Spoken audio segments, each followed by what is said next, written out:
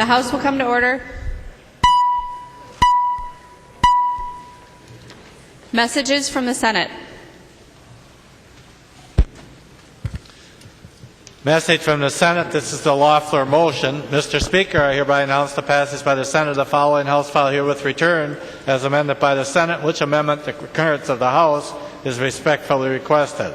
House File 542, an act relating to state government. Loeffler moves that the House concur in the Senate amendments to House File 542 and that the bill be repassed as amended by the Senate. The member from Hennepin, Representative Loeffler.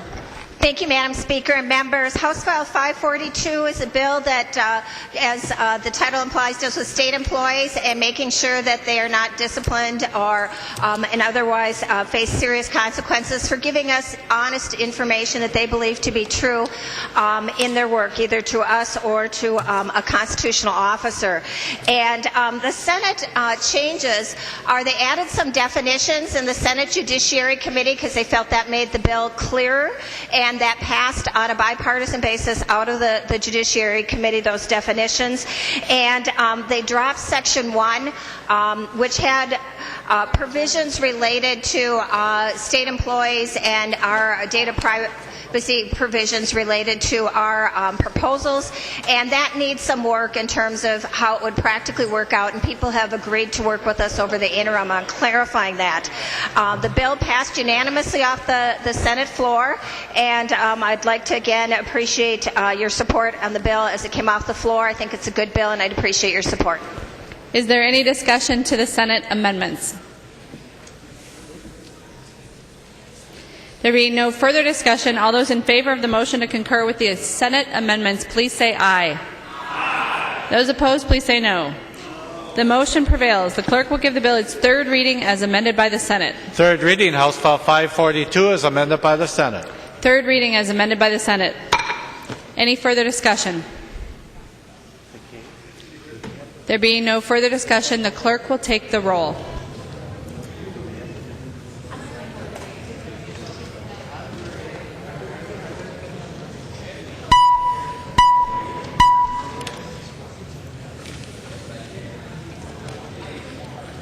No, I mean.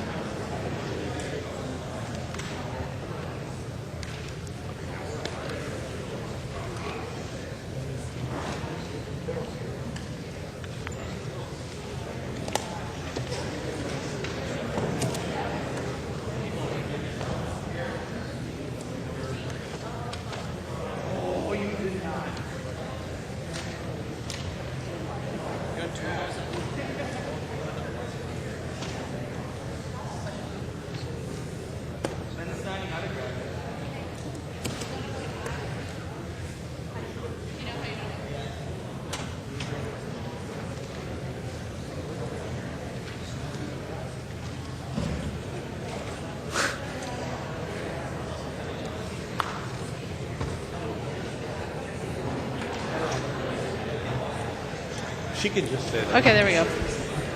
The clerk will close the roll.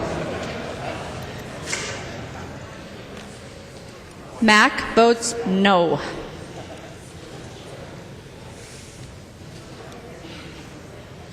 There being 76 ayes and 55 nays, the bill is passed as amended by the Senate, and its title agreed to.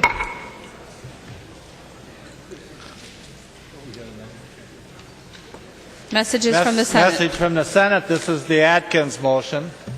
Mr. Speaker, I hereby announce the passage by the Senate of the following House file herewith returned as amended by the Senate, in which amendment the concurrence of the House is respectfully requested. House File 779, an act relating to health plan regulations. Atkins moves that the House concur in the Senate amendments to House File 779 and that the bill be repassed as amended by the Senate. I recognize the author, Representative Atkins, who will explain the Senate amendments. And thank you, Madam Speaker. Thank you, members. Just so we're clear, this is the market rules bill. It is also the Affordable Care Act conformity. I say that because I know folks have strong feelings, and I don't anticipate that they're going to change their votes. But I didn't want to surprise anybody with what this bill is. It has not changed significantly. There's still peace on the prairie between the stakeholders and the departments. The Senate had a little bit more time to do some clarification work in terms of some of the things that the House had already done, but it still remains a good, sound bill. The one thing I would particularly call your attention to, however, and that is because I know that the abortion issue is one that people are sensitive about. The Senate added language that is exactly what Representative Fritz added to the House bill, so that provision is in this bill. And it will require that the health insurance exchange comply with current Minnesota law relative to abortion or providing abortion coverage. That is the one thing. It is in the bill, and with that, I have talked with various stakeholders about that, and I think they can live with that provision being in the bill. And I appreciate members' support for the motion. Discussion to the Senate amendments. The member from Olmsted, Representative Quam. Thank you, Madam Speaker. Would the author yield to a question? He will. Representative Quam. Thank you. And Representative, I'm asking for information and clarification. On page 1, is that inclusive of medications that induce miscarriage or abortion, or just procedures? Representative Atkins. Madam Speaker, Representative Quam, I have no intention of evading your question. I just don't want to create any sort of legislative history that someone might misconstrue. So what I will say is that it is exactly what is in current law. And to the extent that you want to ask further questions, it's Representative Fritz's amendment that came through the House, but I just wanted to make certain that members realize it is precisely, exactly current Minnesota law. That's what's being included here. Representative Quam. Thank you, Madam Speaker. And yes, I would like if Representative Fritz would yield to that question. I'd like clarification instead of just leaving it ambiguous. Representative Fritz will yield. Representative Fritz. Thank you, Madam Speaker. Yes, the language that I did put on here was adopted, and I'm very thankful for that, and I'm grateful that Representative Atkins concurs with the language that was put on in the Senate, and that is correct. Representative Quam. Thank you, Madam Speaker. Apparently I was in errors by not repeating the question, and if Representative Fritz would yield, I'll repeat the question. She will yield. Representative Quam. Thank you. Representative Fritz, would this language on page 1 have inclusive to medications that induce a miscarriage or abortion, or is it just procedures? Representative Fritz. Thank you, Madam Speaker. And Representative Quam, that is not the language that I'm familiar with. Representative Quam. Thank you, Madam Speaker. Basically, when referring to abortion, since it's not stipulated as just a procedure, I'd be more comfortable if it was, clear that it also indicated medications, present or future, that induce or do the same activity as the procedure. So that's why I was seeking clarification on the hope that we would prevent things that do the exact same thing that we are already restricting.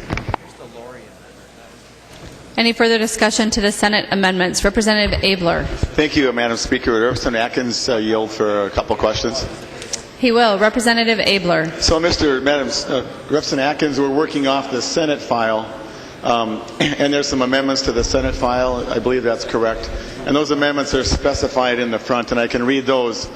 In the base Senate bill, are there any significant differences besides one of my favorite topics about paying providers under cost? I didn't figure that would survive this process. But are there any other significant changes people would want to know about, just so you can disclose that, what the Senate did? Representative Atkins. Madam Speaker, and thank you, Representative Abler, for the question. We were working off essentially the same language going into it, so there aren't any significant changes. There remains peace among all of the stakeholders. There was agreement relative to the language in both versions. It's just that they've been able to do a little bit more clarifying and fixing since they got it last. Representative Abler. Thank you, Madam Speaker. Representative Atkins, I appreciate not using the word peace in the valley. That is a trademark term.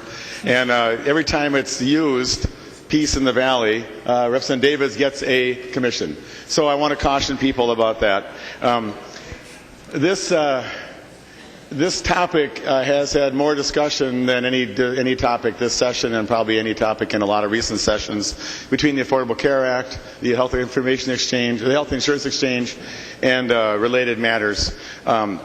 There were 4 main issues that the business community had, and myself as well, about what would happen in the exchange. Ironically, this was the greatest concern people had about this topic, that the ACA/Obamacare would influence so greatly the rest of the market that great harm would occur. And I realize that the health plans and the business interests are not totally satisfied with this, but they are comfortable with it.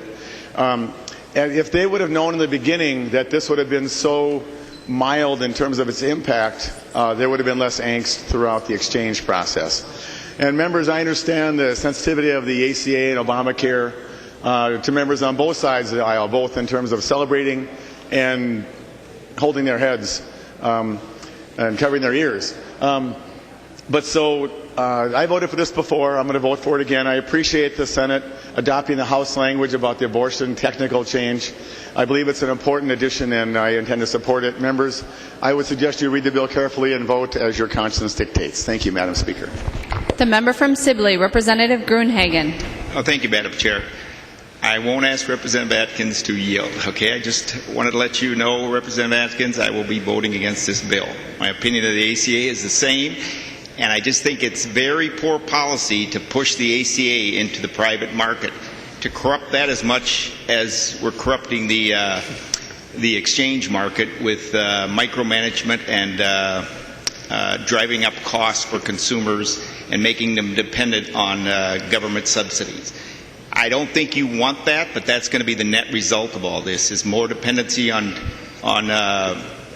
subsidies from the government to buy health insurance, and ultimately this is going to lead to a single-payer health insurance plan. So members, please vote red if you care about your constituents and lower health care costs. We should not adopt this concurrence. Thank you.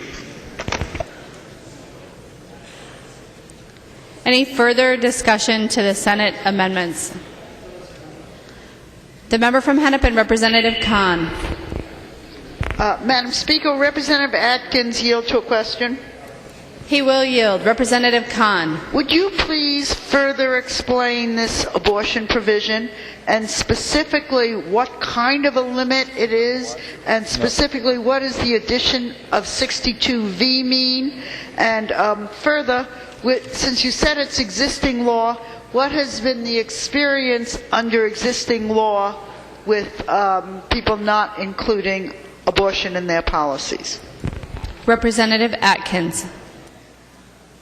And Madam Speaker and Representative Kahn, as you know, I'm not exactly shy about answering questions or talking on the House floor. What I'm afraid of, though, is that this is, I don't want to make some sort of legislative history that will end up being litigated by some smart lawyer someplace. So that's why I've been, and I wasn't trying to be evasive relative to Representative Quam, nor am I trying to be evasive relative to your question. I just want to say clearly that this is exactly and current Minnesota law.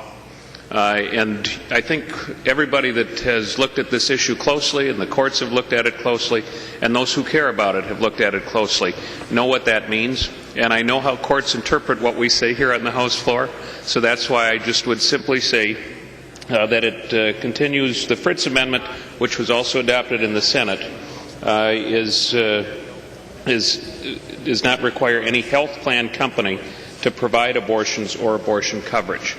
Beyond that, I'd be I would be very reluctant to say anything further for fear that it may end up in some court case that'll be litigated and misinterpreted what my comments may end up being. Representative Kahn. Madam Speaker, Representative Atkins, what does the addition of 62V mean in the amendment? He will yield. Representative Atkins. Thank you, Madam Speaker. Thank you, Representative Khan. I believe that's where the health insurance exchange was codified. What this does is it applies current law to products sold through the health insurance exchange. Okay, thank you. Representative Kahn. Any further discussion to the Senate amendments? Representative Atkins. And thank you, Madam Speaker. I think I failed at the outset to ask for a roll call, so I'd appreciate a roll call on the motion. Representative Atkins requests a roll call. Seeing 15 hands, there will be a roll call. There being no further discussion, the clerk will take the roll.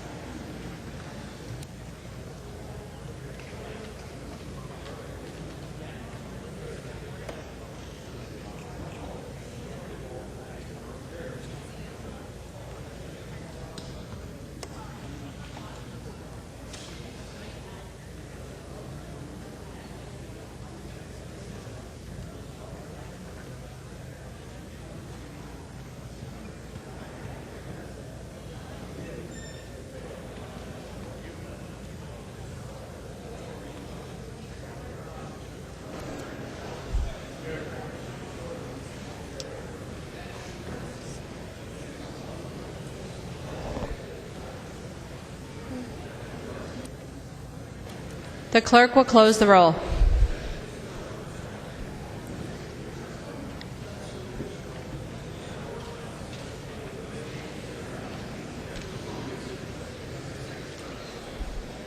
There being 72 ayes and 60 nays, the motion prevails. The clerk will give the bill its third reading as amended by the Senate. Third reading, House File 779, as amended by the Senate. Third reading as amended by the Senate. Any further discussion? There being no further discussion, the clerk will take the roll on the bill.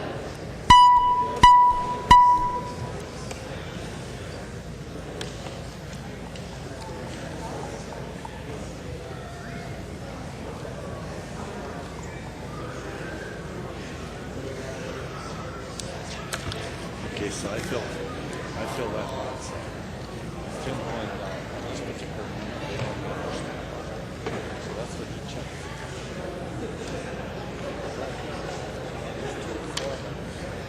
This one doesn't have it, so now this goes here to the control sheet and roll. So you're going to have to take it over, so get them to stamp it or something. Put it in.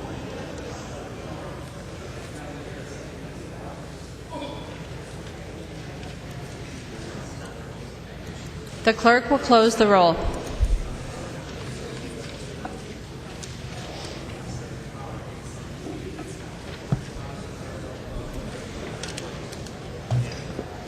There being 73 ayes and 59 nays, the bill is repassed as amended by the Senate and its title agreed to. Calendar for the day. First bill on the calendar for the day is House File 647. The clerk will report the bill. House File 647 on the calendar for today, the second engrossment, an act relating to commerce. Please. Is it Atkins? I recognize the author of the bill, Representative Atkins. Thank you, Madam Speaker. It's been a long time since I've spoken on the House floor. I think it's been 3 to 5 minutes now. But this is the department bill for the Department of Commerce. There's several provisions. I'm not going to go through it item by item, but I'll call your attention to a handful of them that have gone through the. Pardon me. Everybody okay over there, Representative Zellers? All right, we're good. We'll keep going. It renames the Insurance Fraud Division as the Commerce Fraud Bureau. It addresses subpoena powers. There's been a little confusion, at least that would be how I describe the subpoena powers, so that this puts them in accord with the subpoena powers of county attorneys. It streamlines continuing education provider and course application procedures. We did that for Representative Davids to streamline those continuing ed requirements. Real estate appraiser conformity with, you're familiar with the fact that the federal government made some changes, so we put Minnesota law in conformity, and allows the Insurance Fraud Division to access CYBERS, which is the Comprehensive Incident-Based Reporting System. That's a database of incident information used by the Minnesota law enforcement folks. CYBERS, the only reason why Commerce didn't have that access before is because CYBERS was created prior to the creation of the Insurance Fraud Division. And there's also a handful of provisions relative to auto insurance. Madam Speaker, I think I'm going to take that up, though, in the course of my amendment, because we take out several of those provisions. There's an amendment at the desk. The clerk will report the amendment. Atkins moving to amend House File 647. The second engrossment as follows. The amendment is coded A6. Representative Atkins. Thank you, Madam Speaker. The A6 amendment is purely technical. I'm fixing Representative Falk's bill.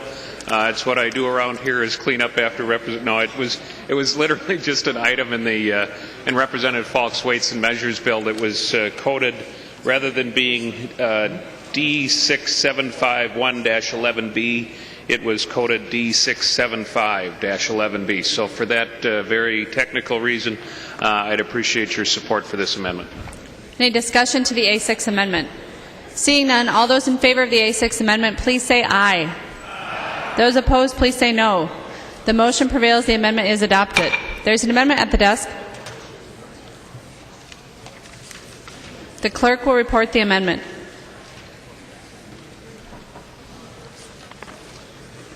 Atkins moving to amend House File 647. The second engrossment as follows. The amendment is coded 645. Representative Atkins. Thank you, Madam Speaker and members. We have several provisions regarding no-fault automobile coverage, primarily motivated by a couple things. One is there's been no update, substantive update in some of the no-fault provisions since 1985. For example, we have the funeral benefit has been at $2,000 for almost 30 years now, and anybody who's been through the unfortunate situation of a funeral knows they cost about 10 times that now. So we've updated that figure from $2,000 up to $5,000. There's also the wage loss provision. We don't change the $20,000 amount. We just say that rather than a $250 limit, you can get $500 a week, but the overall aggregate is still the $20,000. The insurers also came to us. The insurance companies themselves came to us with some things that they found weren't working very well, and one example is in Section 18 of the bill, which apparently a number of the glass, or some of the glass providers, when you have a cracked windshield, you can take that to arbitration if you have a battle over that $500 windshield. And arbitration is supposed to be less evidentiary stringent, more informal. That's what it's made for, is these sorts of glass claims over $300 or $500 or whatever the case may be. Well, one or more of the glass companies realized that they could aggregate all these claims together and put them in an arbitration setting, and it turned out they brought one for $2 million. I don't think anybody ever, and I'm sure the insurance companies didn't ever contemplate, nor did Mr. Davies when he wrote this bill 50 years ago, contemplate that $2 million claims were going to end up in an arbitration setting. So with this, so it also does some things on behalf of the insurance companies to try to make it work a little bit better. The other provisions, quite frankly, have met with a little bit of resistance in our friendly neighborhood Senate. And so we've kind of narrowed down the provisions on which there seems to be great consensus among the American families and the farmers who brought these provisions to me, as well as the consumer groups seem to be comfortable with these items. And so that's what all this amendment does, is it narrows down from about a dozen or so provisions, I think, to 4. And it's the 4 that I just described for members. I'd appreciate your support for the amendment. There's an amendment to the amendment. The clerk will report the amendment.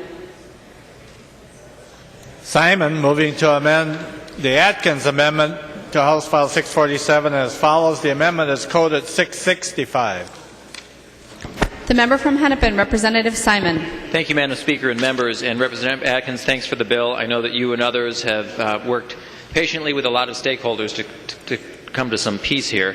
The reason for the amendment to the amendment, which I understand to be friendly, is to reinstate a couple of provisions which your amendment took out. My understanding is that there was some sort of late-breaking development in the negotiations, which, of course, you were a party to and not me.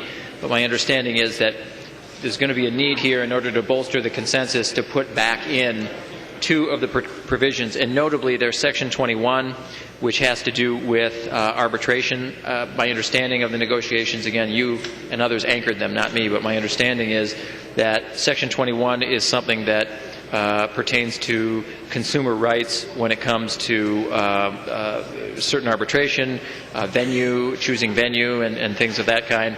And I think there was some agreement cemented recently that this is where the focus ought to be, and we probably want that provision. And then there's Section 23, which has to do with assignability of certain claims. I think there's now late-breaking agreement on that as well, and that's what I understand. So I assume this is a friendly amendment. That's the only reason I would have ever offered it, and I ask for your support. Representative Atkins. Thank you, Madam Speaker. My understanding from the folks that care about these provisions, both the insurers and I believe the Minnesota Chiropractors Association are okay with this. It was part of my original bill. I'm okay with it. I just want to make sure that our Senate friends are okay with it so that it doesn't stymie the progress of the bill. But with that, I would urge support for it as well. Any discussion to the amendment to the amendment? The member from Carver, Representative Hoppe. Thank you, Madam Speaker. And members, I have spoken to Representative Atkins and Representative Simon and a number of other members in the chamber about both the amendment and the amendment to the amendment. And this is an agency bill which I think the author has done a nice job of trying to keep non-controversial. And we want agency bills to be smooth and non-controversial. And both with the amendment and the amendment to the amendment, I think that is the goal. I do want to bring to everyone's attention on page 14, section 18 of the bill that is not being changed in either the amendment or the amendment to the amendment, and there is not 100% peace in the Valley on this amendment. There are a group of chiropractors out there that have some issue with that. I know that there are people out in the hall that are working on this, and I would hope that Representative Atkins, as you go forward and work with Senator Metzen, I almost promoted him, work on this issue and try to, as much as possible, come to peace in the Valley. And if we can't, if we could take this provision out, set it aside, and as they always say, work on it in the interim, try to get everybody on the same page, I would appreciate it. Again, thanks for your time, and thank you, Representative Simon. The member from Anoka, Representative Abler. Thank you, Madam Speaker and members. And last year, I want to express two thoughts. One, I wish we could have had a work group on this. Last year, if you remember, we got the first ever all-green no-fault bill out of a work group that had good discussion. Just because of time and process and health exchange bills, we didn't do that this year. And I appreciate Representative Hoppe speaking on behalf of the Chiropractic Association. I believe that's a correct representation of their view. I have some of my own personal views that I'm concerned about some of these provisions, and if Representative Atkins would yield for a question, I would appreciate that. He will yield. Representative Abler. Thank you. To the amendment, reinstating Section 21, Representative Atkins, if we would have had a work group, I would have been part of this. We would have had this discussion offline. But is this let me just tell you what I understand. As a provider, I don't do a lot of no-fault, so this bill is irrelevant to me. I know some people do a lot of no-fault in all lines of the medical craft. And sometimes these claims go really well, and sometimes they go really bad. And sometimes over a very minor disagreement, there'll be an adverse opinion made, and the person gets no payment from the auto insurer for sometimes 2 years until it gets settled. And so a lot of times that is used by the carrier to limit at least the net effect is the person doesn't get care or the provider takes a risk. This is very true in hospitals and medical practices and chiropractic ones and all those. And so sometimes we do an assignment where the person assigns their rights to us. And so then the clinician would agree that, well, I might get paid later, and frankly, about half the time you don't get paid, or they give you half the money. But I'll still treat you because I have a Hippocratic oath obligation that I feel. And so I'll accept your assignment. And so a lot of times these people are just not at all people who are legally minded. They're just normal working people. They may or may not get a lawyer, but on the arbitration, the lawyer doesn't help them very much. And so, because they're getting their lawyer gets paid on the settlement finally, and they might get a taste of some of the arbitration, but there's not a lot of help in my experience. And so, Representative Atkins, if a provider took assignment, would that make their assignment valueless in terms of going to a second level of, like to arbitration? Would Section 21 do that, or is that way different than what I just said? Representative Atkins. Thank you, Madam Speaker. Thank you, Representative Abler, for the question. No, it would absolutely not make it valueless. There is nothing in this provision that is designed to make that assignment valueless. The whole point, though, is that what the concern is that the provider will, without the patient going forth, without the patient, him or herself, moving forward with the arbitration, the provider would seek and go forward with the arbitration. What it says is you still have to go through the patient or the patient's representative in order to present that claim, and that's all that it's clarifying. Representative Abler. Well, thank you, Madam Speaker. And Representative Atkins, if you yield again, has this been a problem? Is there somebody doing this? Because I tell you, probably a third of my no-fault claims have wound up being just lousy claims because the people get tired. The lawyers don't provide much help on these, with all respect to the author of the bill and the author of the amendment to the amendment, because there's no money in it. It's not big money on these smaller arbitration claims. And so, is this going on now and we're fixing something, or is it prospective? You're trying to avoid something? Representative Atkins. Thank you, Madam Speaker. Thank you, Representative Abler. The short answer is I'm guessing that in 99.5% arbitrations are pursued by the patient and their representative, their attorney, or the patient directly. But in a very, very tiny percentage, they are starting to be pursued directly by the provider. And that's what the concern is that that's kind of leaving the patient or the patient's representative out of the equation. And what will happen is if you have an individual provider that pursues it, there might be 3 or 4 other providers as well that also have claims, and you want to be able to present all of those claims at the same time. And in fairness to some lawyers, by the way, you're right, in don't fault arbitration, there isn't any money to be made. But I think that's what sets apart lawyers like me, is that I know most of my clients are predominantly concerned about getting their medical bills paid. And that's why I think this provision is kind of important, is because if you get one provider's bill paid, but there's 3 other providers that are out there that aren't getting paid because it was only pursued by a single provider at one time, it kind of frustrates the process. I think we want all of that to be presented at the same time in a cogent fashion that makes sense, and that's what this provision gets at. Representative Abler. Thank you, Madam Speaker. Part of my intent was to talk about the topic, and the second was tell people understand the complexity of the topic. And I would predict if you would survey the providers in Minnesota, probably 1/3 would say they don't like this provision because it takes away one of their protections. But of course, there wasn't a work group to talk about that with, so they wouldn't have had a chance to say that. The testimony on this was very brief in the committee. And I'm not here to beat up on you, Representative Atkins. I know you're probably one of the, if I have to get a lawyer for a trial for these, I'm going to call you up.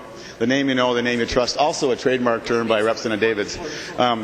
And so I appreciate your intent. I'm going to be voting no.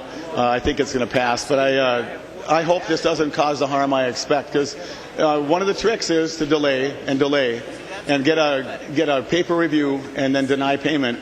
And these people get nervous and they stop getting treatment, and I'm concerned about that, and I'll yield. Thanks.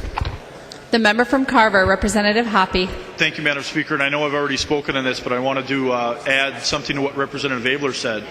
we've had in the last 2 years the insurance companies and the chiropractors get together in sort of a cat and dog fashion. We never thought we'd see it happen, and both sides put a lot of work into trying to come to a conclusion and trying to reform our no-fault laws in Minnesota, which would help all of us and all of our constituents.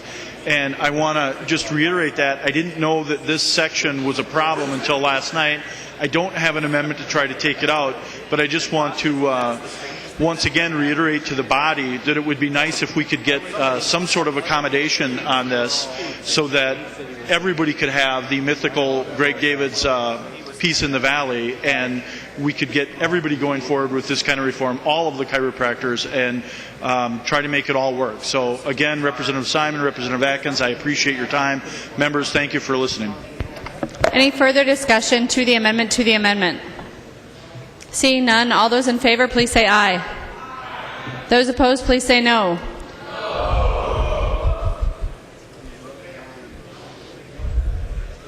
The motion prevails. Somebody going to ask for a division? To the amendment, discussion. All those in favor of the amendment, please say aye. Aye. Those opposed, please say no. Motion prevails. The amendment is adopted. There's an amendment at the desk. The clerk will report the amendment.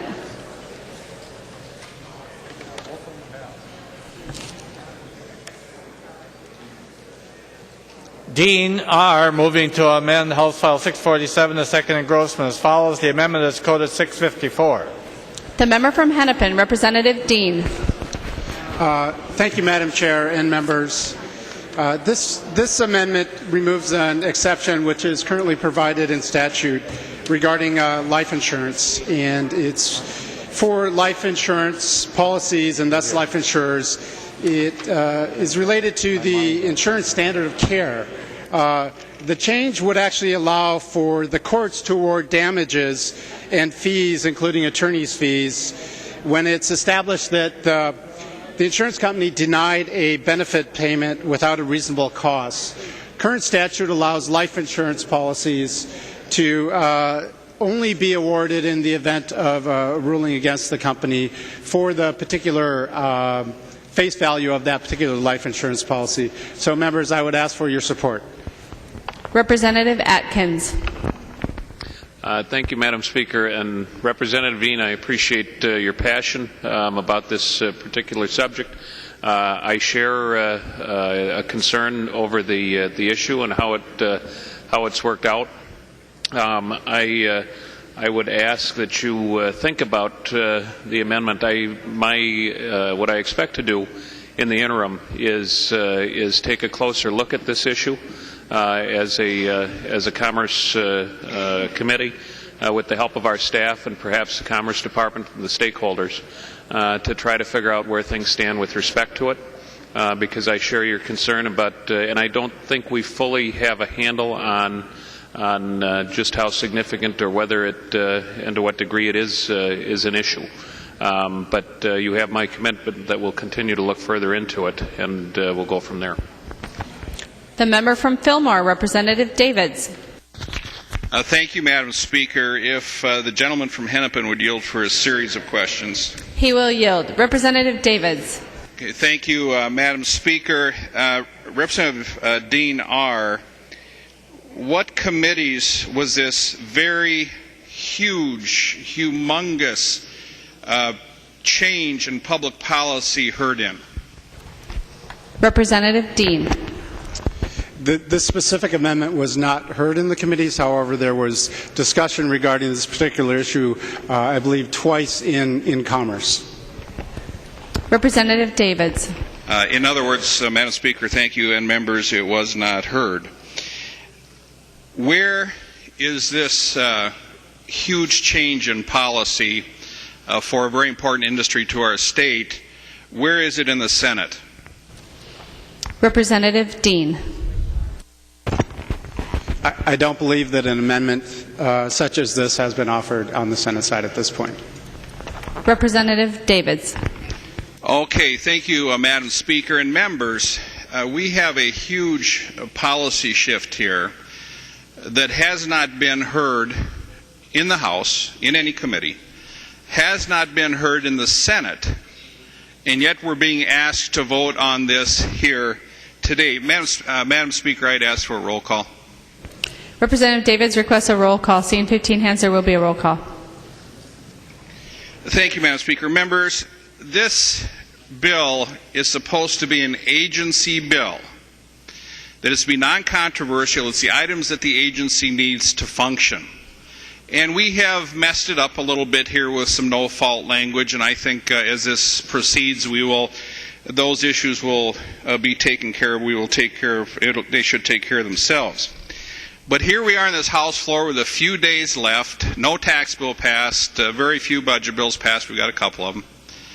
And we are going to put an amendment, we're being asked to put an amendment on a non-controversial bill that severely adversely affects some of the largest employers in the state of Minnesota.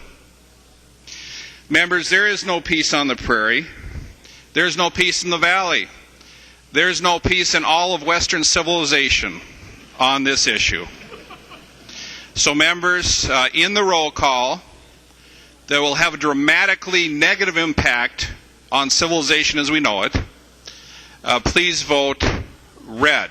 And members, you know, there are freshmen, and we can't say that they're freshmen because they have an election certificate just like everybody else does. But to do this on the House floor is extremely unfortunate. Major policy shifts with no committee hearings. And remember, members, I always am very, very big. Well, I guess I am. I want to be very clear, Madam Speaker and members, I am very, very big on process whenever it serves my individual purpose. So, with that being said, members, please vote no. And like I said, it's very unfortunate that we're doing this on the House floor when we have time crunches for tax bills that aren't done and may not get done, and all the things we have to do. And we're talking about bad faith that need, you know, if we're going to have hearings on, let's have hearings. I agree with Representative Atkins. If we want to hear it this summer, some interim hearings, that would make a lot of sense. But this is a very, very bad idea to do here on the fly. Let's have the committee process work in about 10 years from now. Representative Dean. Madam Chair, Madam Speaker, and members, listening to the discussion today, and the intent of this is that life insurance companies are insurance companies, and that they should be held to the same standards as other insurance companies. But given the conversation today, I believe that moving forward there will be some dialogue, and I'd like to withdraw my amendment. Representative Dean withdraws his amendment. There's another amendment at the desk. Representative Howe, for what purpose do you rise? A point of personal privilege, Madam Speaker. State your point of personal privilege. Well, I've been reminded that it's tradition for the person that represents the St. John's University to bring Johnny bread. But first, before I go there, I have to tell you that when you say tradition to me, you got to look out, because I have a definition of tradition. And that is the reason you give for doing something when you forgot the real reason why you used to do it. But in light of that, and due to the fact that I do represent the St. John's area, there is Johnny bread in the retiring room for your enjoyment. Also some Minnesota homespun honey, and also some St. Cloud jam and jellies, and some of my mother's homemade apple jelly. But keep in mind, if you try the pepper jelly, it's at your own risk. Enjoy, members, and thank you.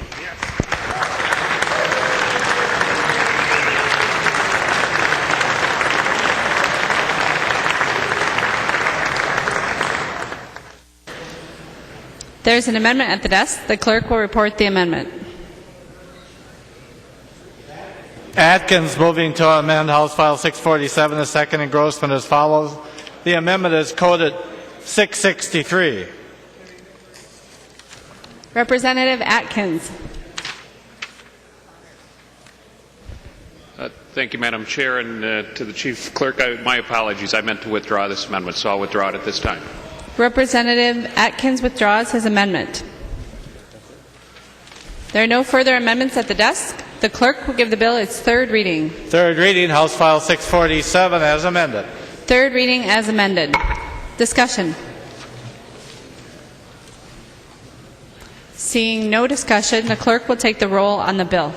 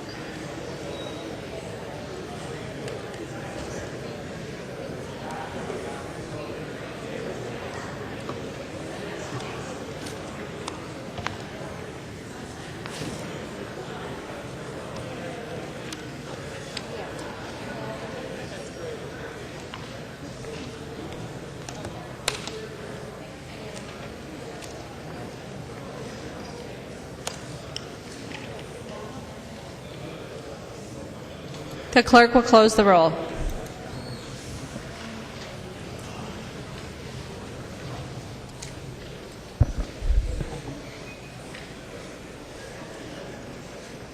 There being 92 ayes and 41 nays, the bill is passed as amended and its title agreed to.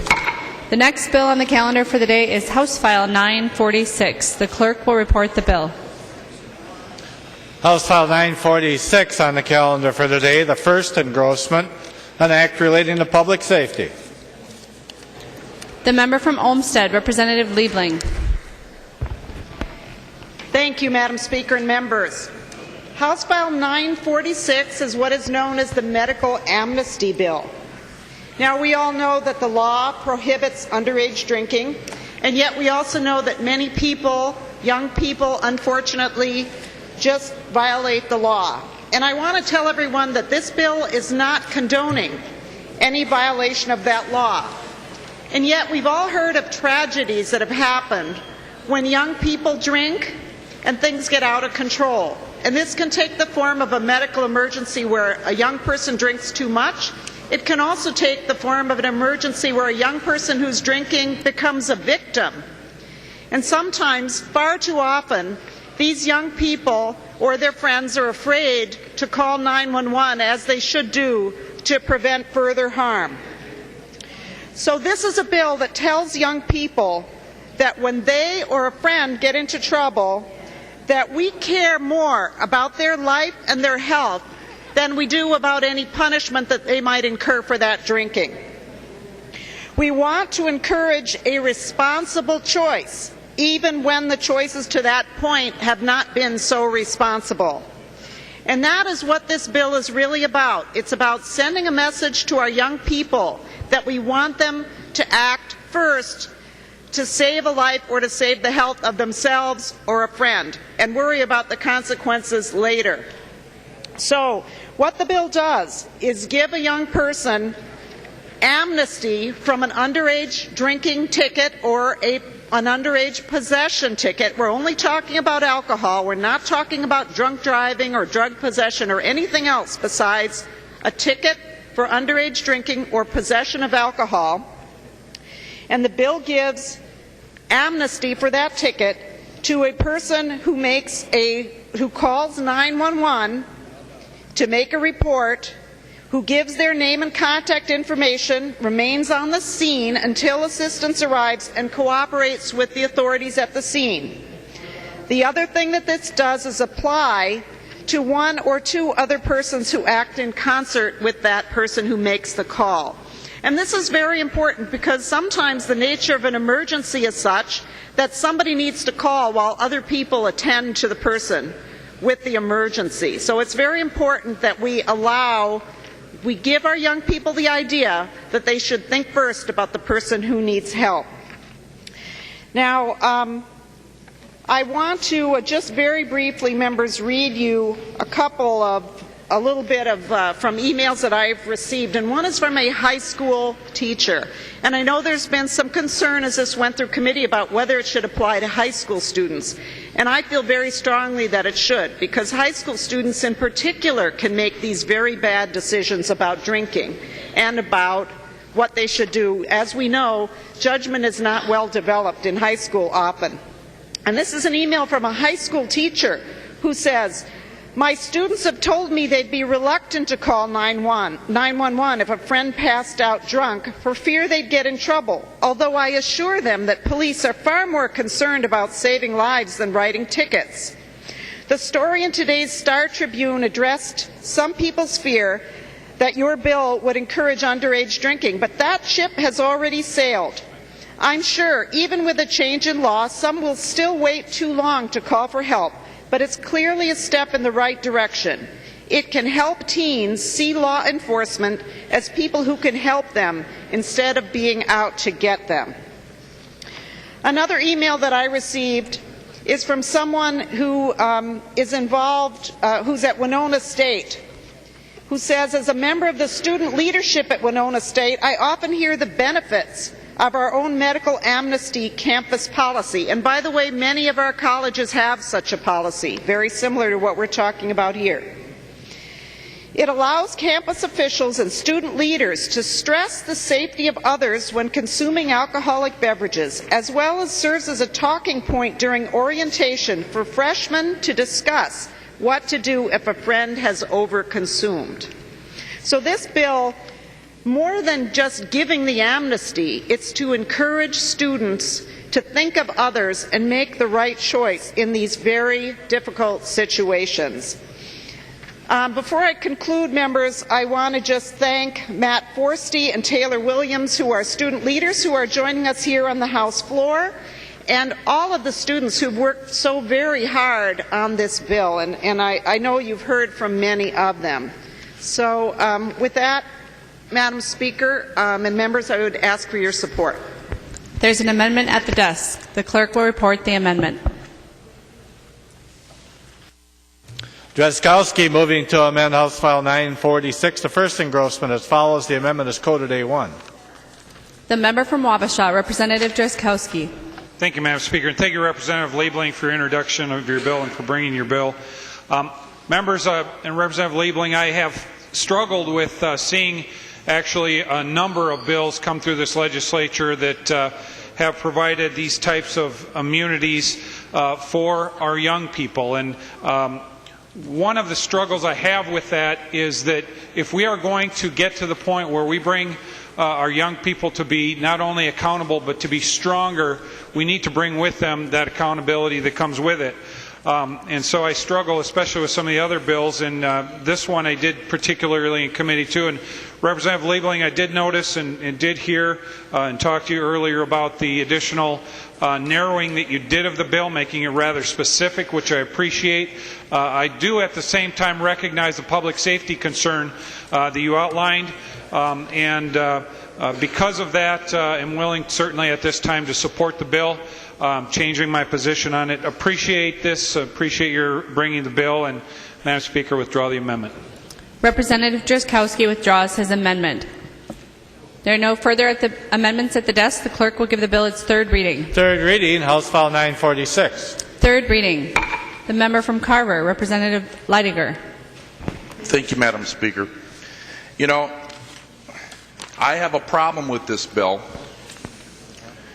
because you know what it does is it legislates common sense. It's a bill that should not have to come to this body. You know, when it comes to saving a life, isn't it a common sense that we're supposed to do that action first and not worry about the consequences? So, you know, what I'm really speaking to is, you know, where's our culture come to? That we have to bring a bill like this up here and, you know, legislate something that should be, that it should have been taught from grade school on. You know, so I just want people to reflect on what we're doing. Is this where we're going to go in the future? Legislate every little action, every little behavior? You know, life is precious. And, I mean, a college kid should understand if there's a problem, they should be running towards that and taking care of the situation and not worry about these consequences. So it's, you know, members, it's a comment on where we are today. Now, I'm going to vote yes on this bill, but I don't like it. I don't like the idea that we have to bring this kind of a bill up here. Thank you. Further discussion to the bill. The member from Hennepin, Representative Anderson. Thank you, Madam Speaker. I was wondering if Representative Liebling would yield to a question. She will. Representative Anderson. Representative Liebling, about 2 years ago, a constituent of mine came to me, and he told me the story of his son and his son's girlfriend. They were both drug abusers. They had tried for years to get their son off of drugs, and he didn't listen to them. He proceeded to get his girlfriend pregnant, and during the pregnancy, the son was able to get himself clean. The girlfriend, unfortunately, was not, and she continued to abuse drugs throughout her pregnancy. I learned during this whole process and having a conversation with him that our actual state agencies and our medical professionals are directed not to report when a mother is abusing drugs. As a consequence, this woman had her baby. The baby was addicted to crack, and the grandfather, very tearfully explained the horrors of watching a child, through no fault of their own, going through drug withdrawal.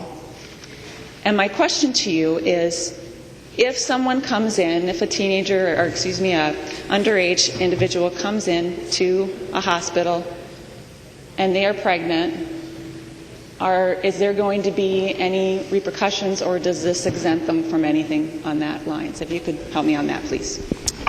Representative Liebling.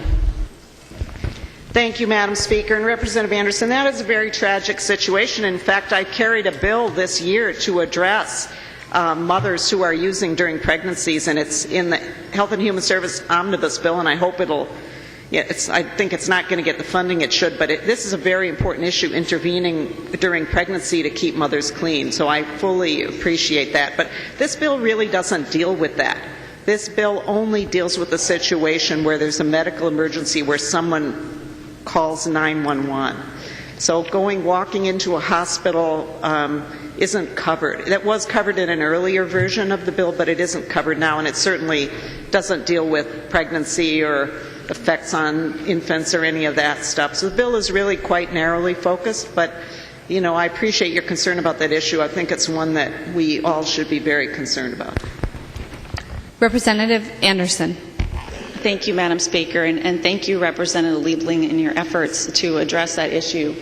I guess my concern here is we could have a situation, though, where, say a mother, she's pregnant, she has decided to have drinks, she gets to a point where it's a medical emergency. As I see it, there would be no intervention because we're basically trying to let them off the hook on this. She might be bringing a friend in, but she may have been consuming alcohol as part of that. And I guess I'm a little concerned about that piece. I understand the intent of what you're trying to do, but I think there's a whole lot of different consequences that we need to think about and what this means overall. So those are some of my concerns that I have on this bill. Thank you. The member from Washington, Representative Schoen. Thank you, Madam Speaker and members. You know, this is a good bill.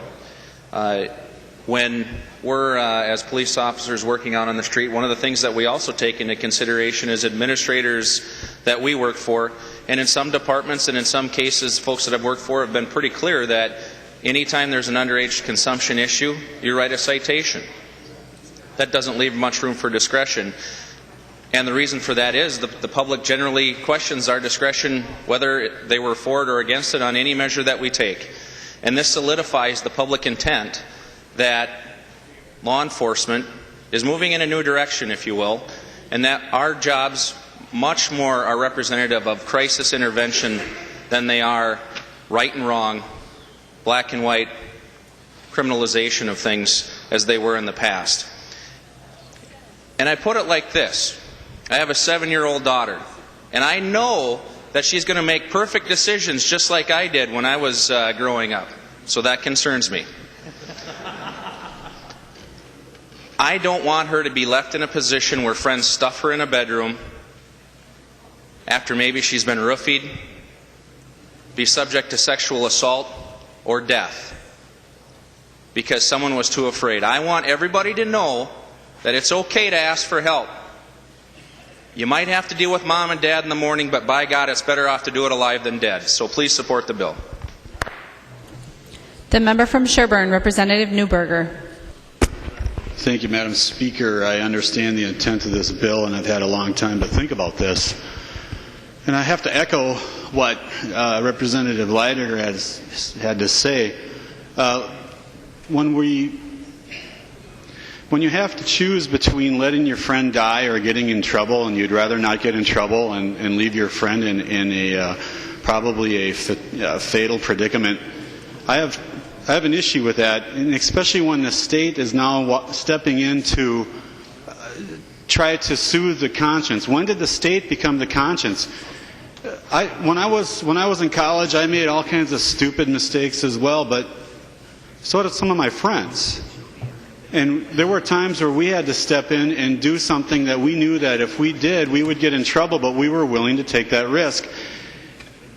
I just really struggle, Madam Speaker and members, where we come out and we say, you know what?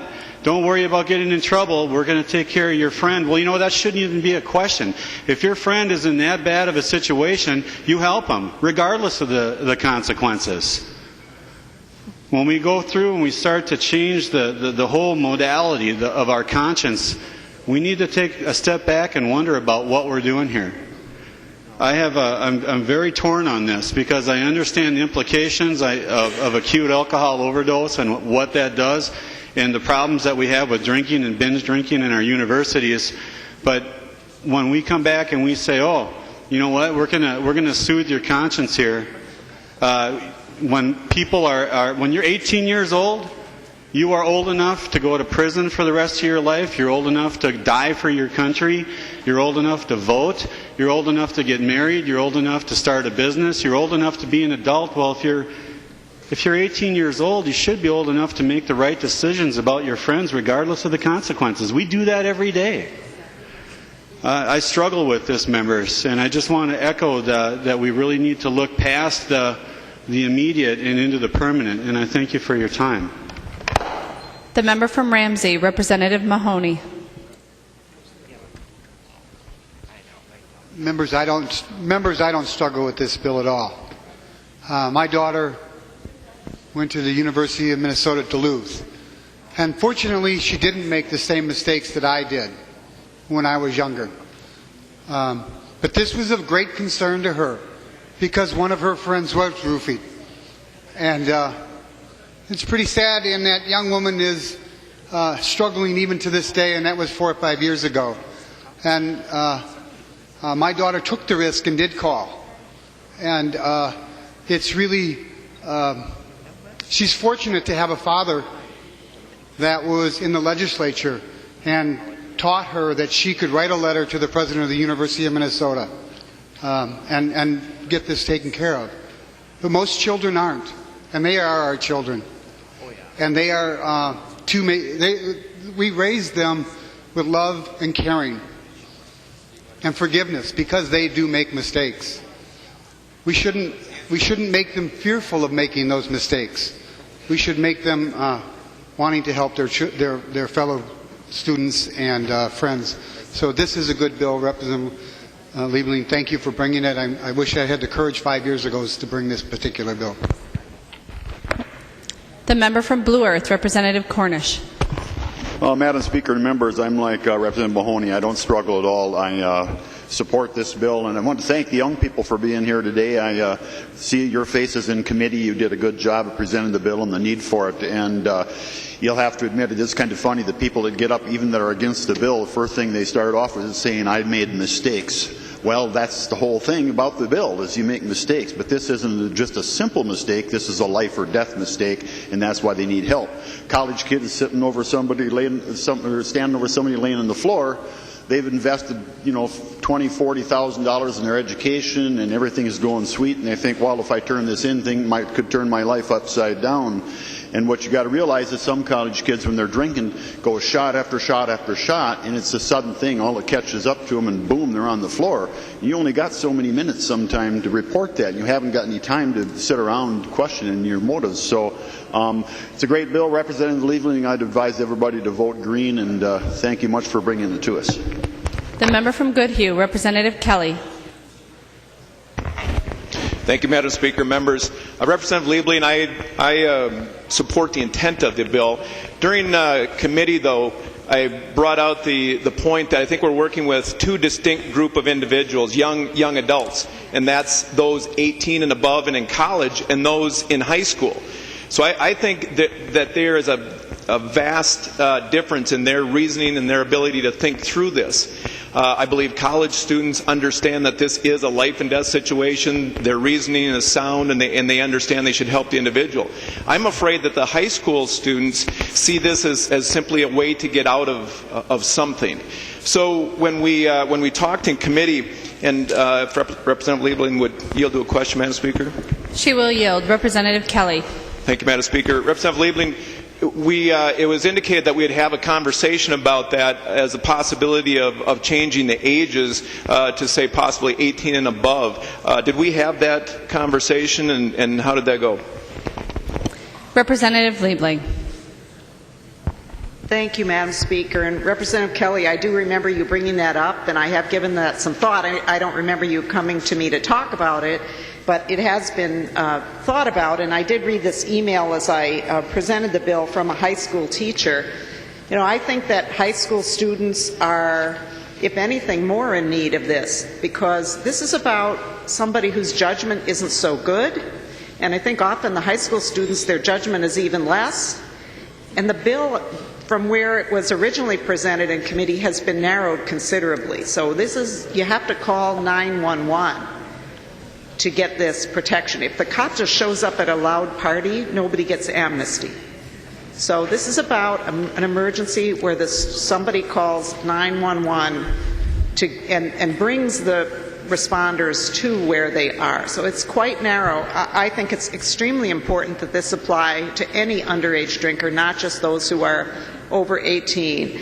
And I know for some, this is, and I really appreciate the discussion here, members, and it's been an interesting bill to carry, because for some members, this bill doesn't go far enough, and for others it goes too far. And so I think the bill right now strikes a good balance. It's supported by law enforcement, and it's not a perfect bill. It doesn't cover all of the situations that perhaps we might like to cover, but we need to remember that this is going to be used by people who are drinking. And even though you might hope that people would have better judgment and that they would put the other person ahead of themselves or their own health ahead of the possibility of getting a ticket, they're not only young people who are making a bad decision in the first place, their judgment is clouded by alcohol, presumably. If they weren't drinking, we wouldn't need the bill. So we might all wish, we might want to say, well, the world is going the wrong way and all of that, but I think if we're honest, we have to say that it was the same when we were kids, and people who drank have always had impaired judgment because of that drinking. That's part of the problem with the drinking. So I know I went a little beyond your question, Representative Kelly, but the bottom line is that I would be unwilling to limit this bill to make it different for high schoolers. Representative Kelly. Thank you, Madam Speaker, and thank you, Representative Liebling. Unfortunately, I think maybe this is a lesson for all of us, and when we're doing the work in committee and we talk about questions that are good questions and discussions to have, instead of just moving a bill on and say we'll take care of it in judiciary or wherever we're at, maybe we do need to pause and actually then fix the bill and talk about the bill instead of moving it on. I absolutely think that there's two distinct groups here, and there should be some concern as to the message that we're sending to kids in high school and middle school and young adults who are in college and can process this. So unfortunately, I cannot support this bill. Thank you. The member from Wright, Representative McDonald. Thank you, Madam Speaker. Well, I didn't make many mistakes when I was growing up, so Tony, Representative Cornish, so I won't start out by admission. But I do have a question for the author, if she would yield for the question. She will yield. Representative McDonald. Representative Liebling, in reading your bill, I'm going to give you a scenario, and you could just clarify it. If the two individuals are in a fight, they've been drinking, and one individual punches another and causes serious damage to that person, an injury, and he realizes the error of his actions, and he calls 911 because, God willing, his parents told him that is what to do. We are our brother's keeper, above all, above the law. We have a higher law than man's laws.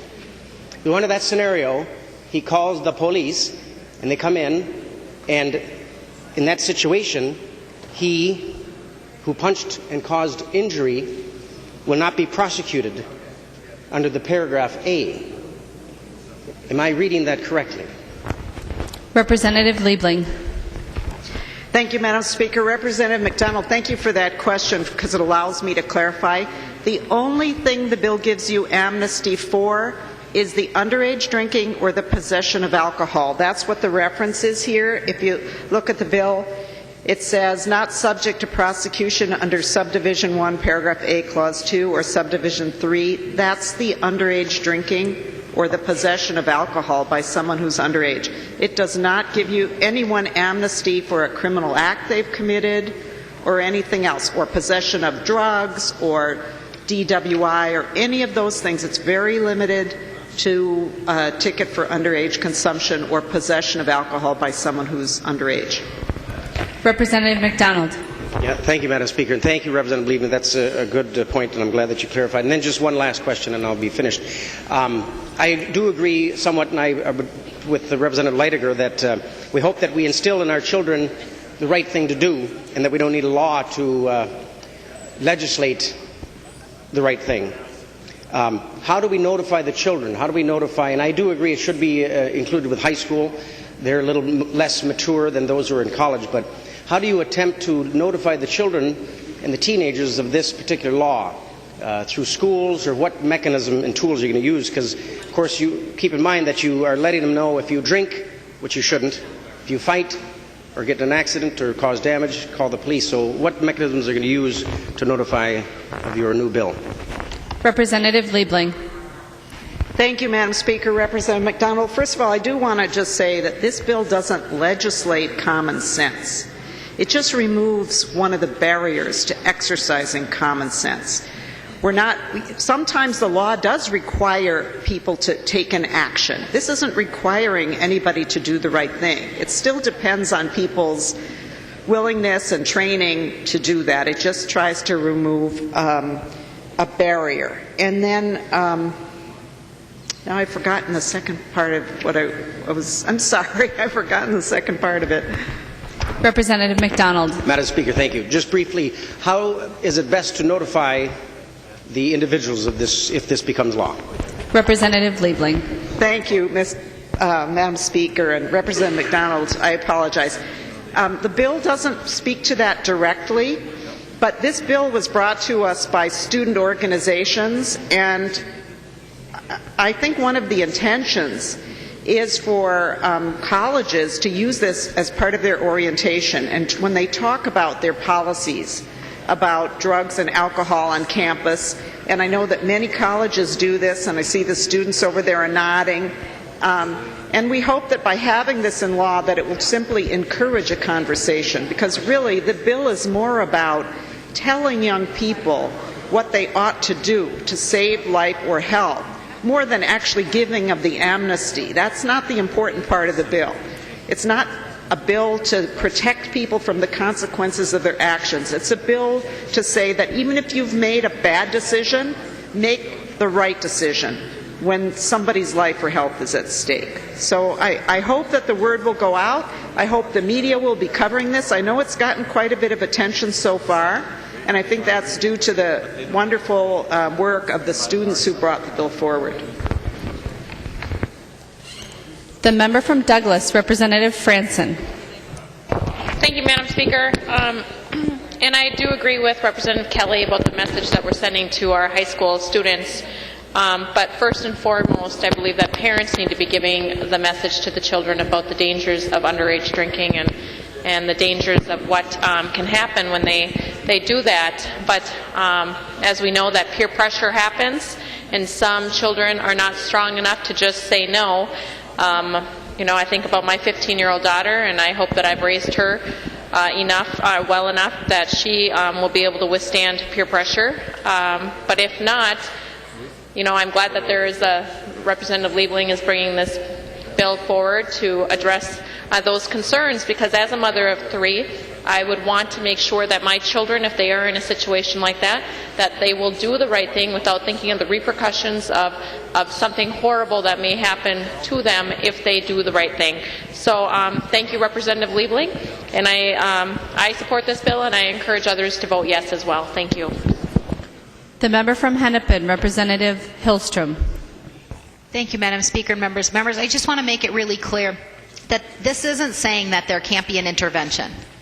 This just says that if you do the right thing and you call the police and get assistance, that you will not be prosecuted for the underage consumption or possession of alcohol.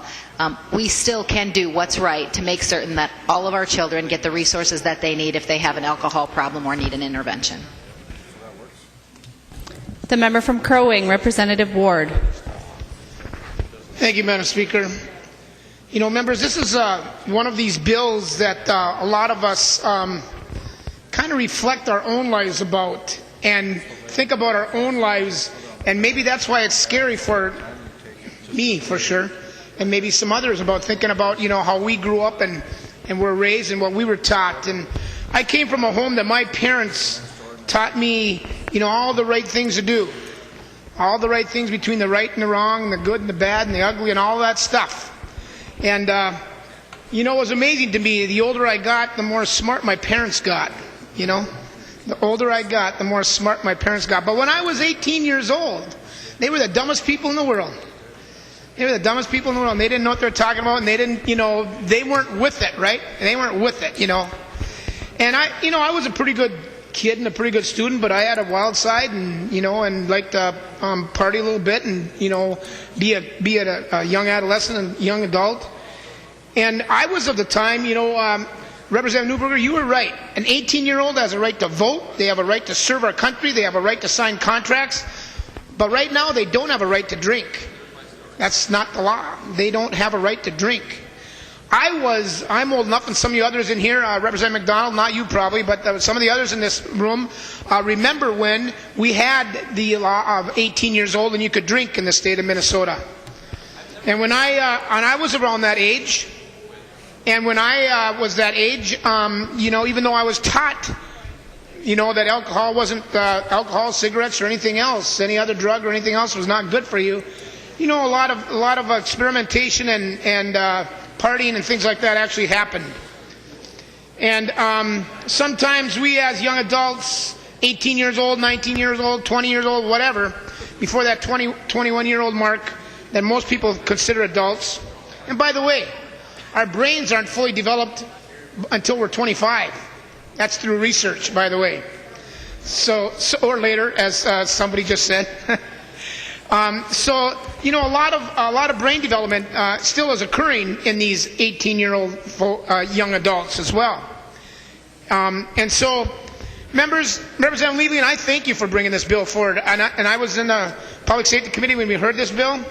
And Representative Schoen, you hit it on the head. Is that when your daughter grows up, you want her to be able to have everything that she needs in order to survive. Even if it is having to face dad or mom or somebody the next day after making a bad decision. And Representative Cornish laid it on the line as well. The fact of the matter is, members, this bill is about saving lives. And you young people are doing a great job in helping us understand that. This bill is about saving lives, even when sometimes we make a bad decision, like sometimes young people do and older people do. So, yes, they do, Representative McDonald, yes, they do. So, members, I really strongly encourage you to support this bill. It's a great bill that will save lives and make a difference in all of our children in the state of Minnesota. Thank you. The member from Scott, Representative Albright. Thank you, Madam Speaker. Well, you know, I don't often agree with Representative Kahn, but, you know, it seems to me that, you know, one of the alternatives to here is just drop the drinking age to age 18. If this is the type of behavior that we're wanting to condone on our campuses. And I look at the list of organizations that are in support of this, and I guess I wonder what type of message it will send. Madam Speaker, would Representative Liebling stand for a question? She will. Representative Albright. Thank you, Madam Speaker. Representative Liebling, I'm just wondering, and I'm reading the language here, and I want to pose a construct to you and just see how this would play out. Let's say that you've got a group of 18 and 19-year-olds that show up at one of their friend's parents' house, and they're down in the basement, and they've got a keg. For some one reason or other, they've located a keg, and they're enjoying themselves tremendously, and for whatever reason, a couple of them fall on the steps, gash their head open or not. They rush them. They call, just as your language says, they call 911, the rig comes out, they take them off. In the context of that, the owners of the residence in which that party was going on, what ramifications do those parents or the owners of that residence obligate themselves to answer to? Representative Liebling. Thank you, Madam Speaker. Representative Albright, this bill doesn't change any consequence to anyone who provides alcohol to minors. It does not deal with that at all. So the consequences would be the same. Now, you might say, well, maybe people would be reluctant to call 911 and have the cops come to their house because of those other consequences. That may be, but this bill does not deal with that. It's a very narrow bill. The only thing it gives amnesty for is the underage drinking and possession by a minor. It does not immunize those adults who would be subject to the same consequences as they would be without the bill. Representative Albright. Thank you, Madam Speaker, and thank you, Representative Liebling. I guess I thought I knew, and you confirmed the answer. But members, this is a bit of troubling legislation for me as well, because I think the message that it sends is one that's a bit confusing in terms of people that are underage, but yet they see that the drinking age is 21. So there is, in a sense, a get-out-of-jail card if things go bad at a party. I think that amnesty is the wrong way to send a message of abstinence until the law says you can. The laws are on the book in such a way to safeguard the lives of our children. I understand, just as Representative Schoen and others have attested to, they did really stupid things when they were in college. You're still here, although, well, we'll leave it at that. But my point being is that my fear is that we're going down a slope that if we're providing amnesty for this type of an activity and for this type of an action and outcome, will there be other instances where we will be tempted or persuaded to provide amnesty for other actions that go against the law? I'll just leave it at that. The member from Hennepin, Representative Kahn. Well, Madam Speaker and members, I totally support this bill by Representative Liebling. I think it's necessary. I think it will have the effect of saving lives. Unlike some of my other colleagues who spoke, I never did anything stupid when I was in college. But one of the things that I would like to do, again, going back to my college days, and this follows up on what Representative Ward said, and what I've had a bill in several times to change the drinking age to 18 for on-sale drinking, so that people can learn to drink in the company of others, in places where there are dram shop laws and so forth. I've also had another bill in which actually follows Wisconsin law and which is specifically allowed by the federal regulations that made us raise the drinking age, which is to allow people who are out with their parents to drink at any time, I think, at any age. And I think that both of these have not managed to get a hearing, although I'll keep putting them in, and I hope some of the people who support this will sign on as co-authors. Because I think the problem of binge drinking has been exacerbated by the 21-year-old drinking age. And I think we would be far better if we went to a reasonable concept of what an adult is, and we kept it for everything, including voting, going to war, and so forth. So, obviously it's not the right time for this bill at this time, but I hope that next year there are people who are interested in supporting this very reasonable proposition. And for this, at this stage at least, we should all vote for Representative Liebling's bill. The member from Lyon, Representative Swedzinski. Thank you, Madam Speaker. Would Representative Liebling please yield for a question? She will yield. Representative Swedzinski. Thank you, Madam Speaker. Just kind of a rundown, looking at high school eligibility for sports.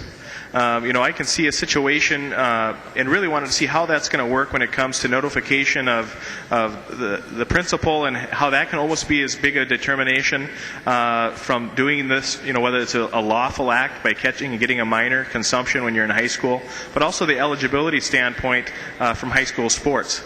Because obviously if the kid had been drinking and something happens and an accident happens, they still will call the cops, they'll do all that stuff, but there's still a zero tolerance policy with a lot of the high school sports. How will that situation work, and do you think there's going to be trouble whether or not it's a legal minor or actually eligibility? If you've got a big game coming up a week ahead of time, you may have a lot of considerations beyond legal, and I'd like to see how that will affect this and what you think the determinations will be. Thank you. Representative Liebling. Thank you, Madam Speaker. Representative Swedzinski. As I said before, the bill goes too far for some members and not far enough for others. I don't know a lot about eligibility for high school sports, but so I suppose if it's the legal issue that is about eligibility and somebody had an amnesty, what would result is there wouldn't be a ticket where there otherwise would have been.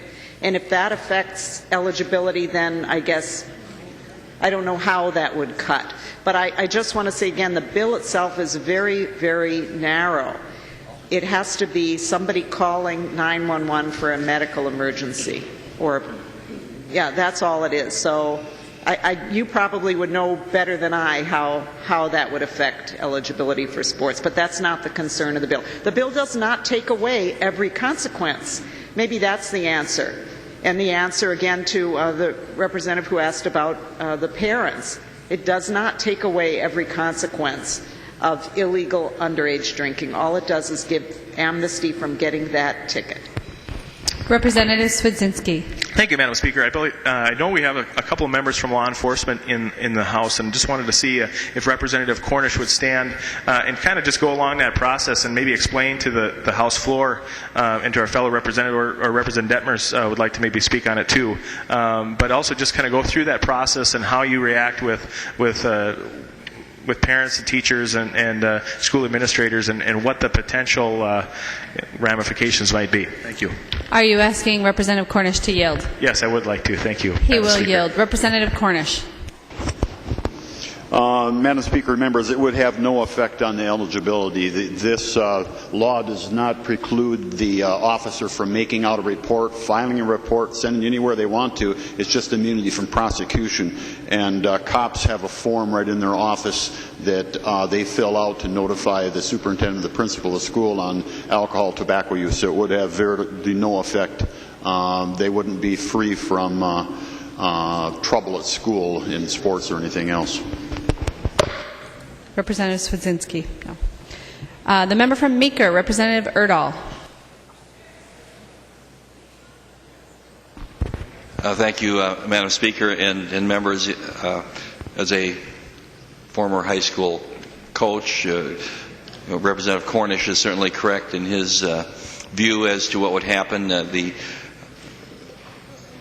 The athletes, if they would be suspended likely from school activities for a couple of weeks. Regarding a point by Representative Albright earlier, parents serving illegally would be subject to a misdemeanor. I actually had legislation I've had a couple times dealing with social host legislation, which would, on the second offense, make the penalty a gross misdemeanor. Basically, if adults are twice selling or giving alcohol to underage, they would face a greater penalty the second time. But on this particular bill, brings back many thoughts to me. We're talking about, are we condoning behavior? I don't think so. I think there are certain things in our current society and culture that we have to recognize and face the reality, do what we can to try to instill what I think are more proper values through education or whatever. But I'm remembering back to my college days when, believe it or not, I was a designated driver even then. And I remember a particular instance where some friends of mine were at a residence, and one of them drank too much, obviously inebriated. And so I drove him home. Now, fortunately, he wasn't so bad that he had passed out or something. That I would have been scared, and I wouldn't have known what to do. And I don't know what would have happened to my friend at that point. And so I took him home, helped him into his house. Problem is, when I directed him to the bedroom, I later discovered I'd sent him into his parents' bedroom. It didn't turn out very well for the young man, but at least we did get him home safely. But then, in a very serious vein, and why I do support this legislation, I do have a constituent whose daughter was a student at Mankato State who was out with her friends drinking and did pass out. And her friends were afraid and didn't know what to do. And so they carried her back to her apartment, put her in bed, and she never woke up. And because of that, and the reality that we do face today, I support this piece of legislation. Representative Uglum. Thank you, Madam Chair. Well, I'm not going to go down memory lane too much. Sufficing to say that I think Representative Ward and myself could have used this back in the days when we were going to UMD and going to all those ranger parties over there. But in all seriousness, this bill was heard in public safety, and it had very good support. I voted for it coming out of public safety. Since then, the scope has been narrowed. I think that's good. I think it's gone through the process. Representative Liebling, I think this is a good bill. I'd like to urge all of you members to remember this is a medical amnesty bill. This does not, and we've heard this in testimony, change a whole lot, except that it does protect the lives of someone that has had too much to drink and their friends. So I think it's a good bill, and there's so many stories about this. It's important. It's a good step in the right direction, and I will support it. Thank you. The member from Morrison, Representative Creshaw. Thank you, Madam Speaker. And members, I have an 18-year-old son, and I rise in this legislation in support of that son and the 4 daughters that I have below him. To the students, I absolutely understand why you would come for this. But someday you'll be fathers and someday you'll be mothers. And there are times when I can't be there for my son. There are times in our district when parents have parties, well-intentioned parties, but provide alcohol. Members, we're still adults here, and we set the culture. And when we can't define the culture, and I get it, I absolutely understand what we're trying to do here. We're talking about a $100 fine, and it's about culture, and it's about messaging. And to the students at the colleges, and to the orientation, when you stand up and say, if something bad happens, I've been a student, we've all been there, and I hear, oh, here's a loophole, that gives me one more chance to pause and say, you know what, this reaffirms some of the culture that I've learned in high school. Right now, as my 18-year-old is graduating, we've had the car on the trailer that State Patrol has brought in and has shown what happens when you get in an accident after drinking. We've shown the lives, we've shown the prom, you've all seen these in newspapers. Members, I can't support this bill because I can't go back to my son and say, I gave you one more excuse and I wasn't there when you needed me the most. Members, I'm going to vote red on this, and I'm going to reaffirm the culture. The member from Pope, Representative Anderson. Thanks, Madam Speaker and members. I think we all support the concept of this bill and trying to do what's best for our young people and what would help them be safe in their formative years of late teenagers and early 20s. Would the author yield to a quick question on the bill? She will. Representative Anderson. I get the point in the bill of offering some kind of incentive for the person to make that call to 911 to save a person who is having an incident. Why are we also giving that same immunity to the person who is suffering from that malady, whether it's being passed out or hitting their head? Why are we giving them that same protection under this provision? Representative Liebling. Thank you, Madam Speaker. The reason, first of all, I want to clarify, we're not giving anybody an incentive here. What we're doing is removing a disincentive. And medical emergencies can come in a lot of different forms. So, for example, a young woman might suffer a sexual assault when she's been drinking. And that's a situation where she, if she's, capable of it, should call 911. We'd want her to. We'd hope she would. And so we want to remove the disincentive for her to report that. So that's why the victim, if you will, of the medical emergency is also included. And sometimes we don't want young people to think, well, my friend Joe is passed out on the floor, but I don't want Joe to get a ticket. Sometimes that might be a reason not to call. So we want to remove the disincentives from making that report. So I think it's very important that the victim themselves is also given the amnesty. The member from Washington, Representative Detmer. Yeah, thank you, Madam Speaker. And just to maybe answer Representative Zwazinski's question about eligibility for state high school league rules, my years coaching, I know just being associated at a party, if it's rated by the police or the police that come in, you can lose your eligibility. The first offense is 2 weeks, and then it's added on for each offense after that. And then there's chemical dependency evaluation, I think after the third one. But I'm going to support this piece of legislation by Representative Liebling, but it will not take away any eligibility problems that a student can get him or herself in by attending a party and drinking. So just want that information out there.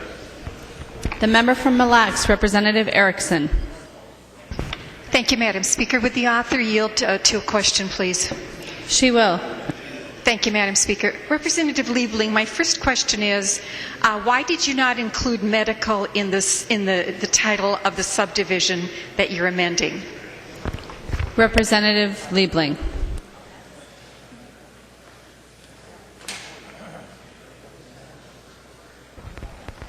Thank you, Madam Speaker. Representative Erickson, I have no idea. I don't think it really makes any difference. I didn't obviously draft the initial draft of the language, and I don't know, it if that's important, I hope you'll tell me why. Representative Erickson.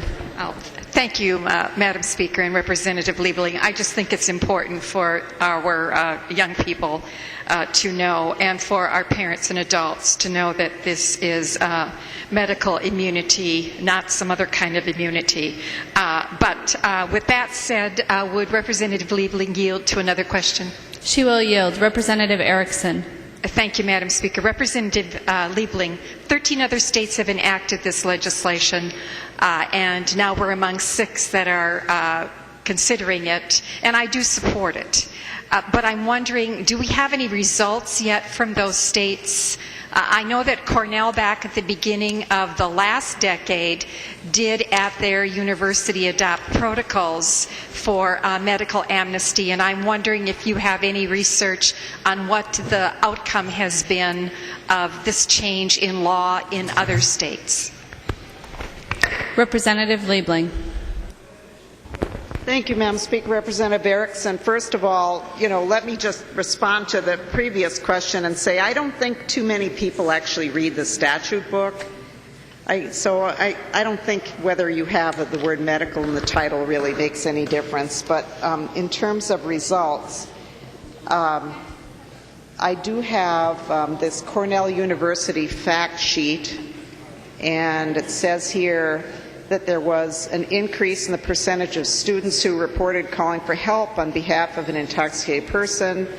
At the end of the first academic year of the program, there was a 51.1% increase in students calling for help, and that the percentage of students who reported they did not call for help in an alcohol-related medical emergency because they didn't want to get the person in trouble decreased by 61% from the baseline survey to the end of the 4th year of implementation. So I'm not intimately familiar with all the studies, but I think that it's clear that where there have been some positive effects. And again, I want to say this legislation doesn't solve all problems. It doesn't remove all disincentives, but it does remove, certainly in some circumstances, it does remove some of the disincentive to call. Representative Erickson. Thank you, Madam Speaker, and thank you, Representative Liebling. But Cornell University did create those protocols without a law in place, I believe. And so to allay the concerns of those who don't want to vote for this, colleges and universities can adopt these kinds of protocols without state law stepping in. So I don't think you should feel guilty if you vote no. Thank you. The member from Anoka, Representative Scott. Thank you, Madam Chair. And it's been a really interesting debate, and I can certainly see both sides of this issue, where it's a matter of raising our kids right and making sure that they have the base within themselves, to stand up for a friend and make that courageous phone call, even if it means getting in trouble. But just on the news this morning, I was listening, and there was a case, and I don't remember which college it was. I don't think it was even Minnesota. But they talked about a young man that had gotten too drunk at a fraternity party and passed out, and his friends brought him to the ER, put a Post-it note on him saying that he drank too much, and then left so they wouldn't get in trouble. And, I don't think we want in this body, we don't want that happening to any child that we know or is one of our own. So for that reason, I will be supporting the bill, and I do believe it's going to be a life-saving measure. Thank you. The member from Blue Earth, Representative Cornish. Madam Speaker, members, I've just had a brainy idea, believe it or not, while I was sitting on the floor, and there's some little bit of hypocrisy floating around here, is that I think a question you should ask yourself before you vote is if you've ever been to McGovern's or Allery's or Mancini's, or you had a party at your farm and you knew somebody, your relative, brother or sister or relative, was a little bit too much to drink, and you let them go home. If you can stand up, and if I ask you to stand and say, have you ever let somebody drive home when you thought they had a little too much, You made a lot worse mistake than some of these people you're talking about making mistakes, and I think that we've all done it.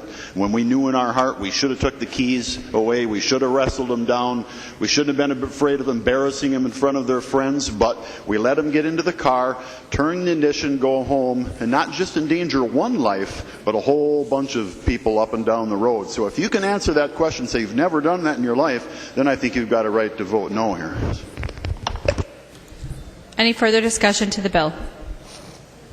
Seeing none, the clerk will take the roll on the bill.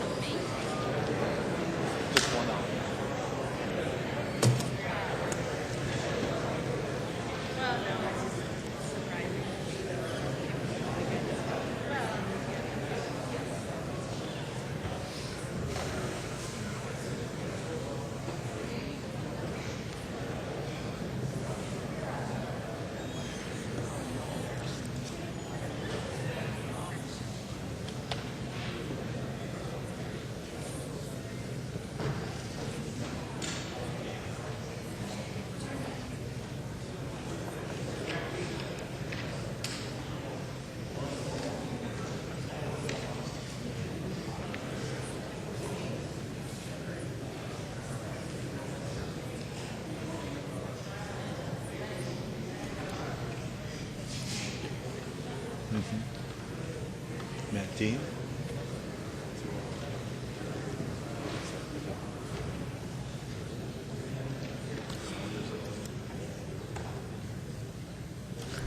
The clerk will close the roll.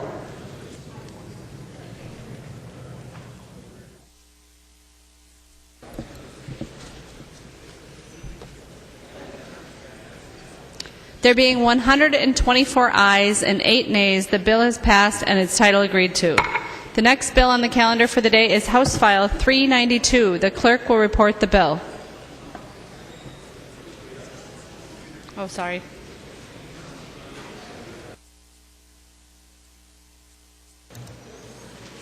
House File 392, number 2 on the calendar for today, the first engrossment, an act relating to the judiciary. The member from St. Louis, Representative Melin. Thank you, Madam Speaker, and I do have an author's amendment A27 that's a delete all that I would like to offer before we start discussion on the bill. There's an amendment at the desk. The clerk will report the amendment.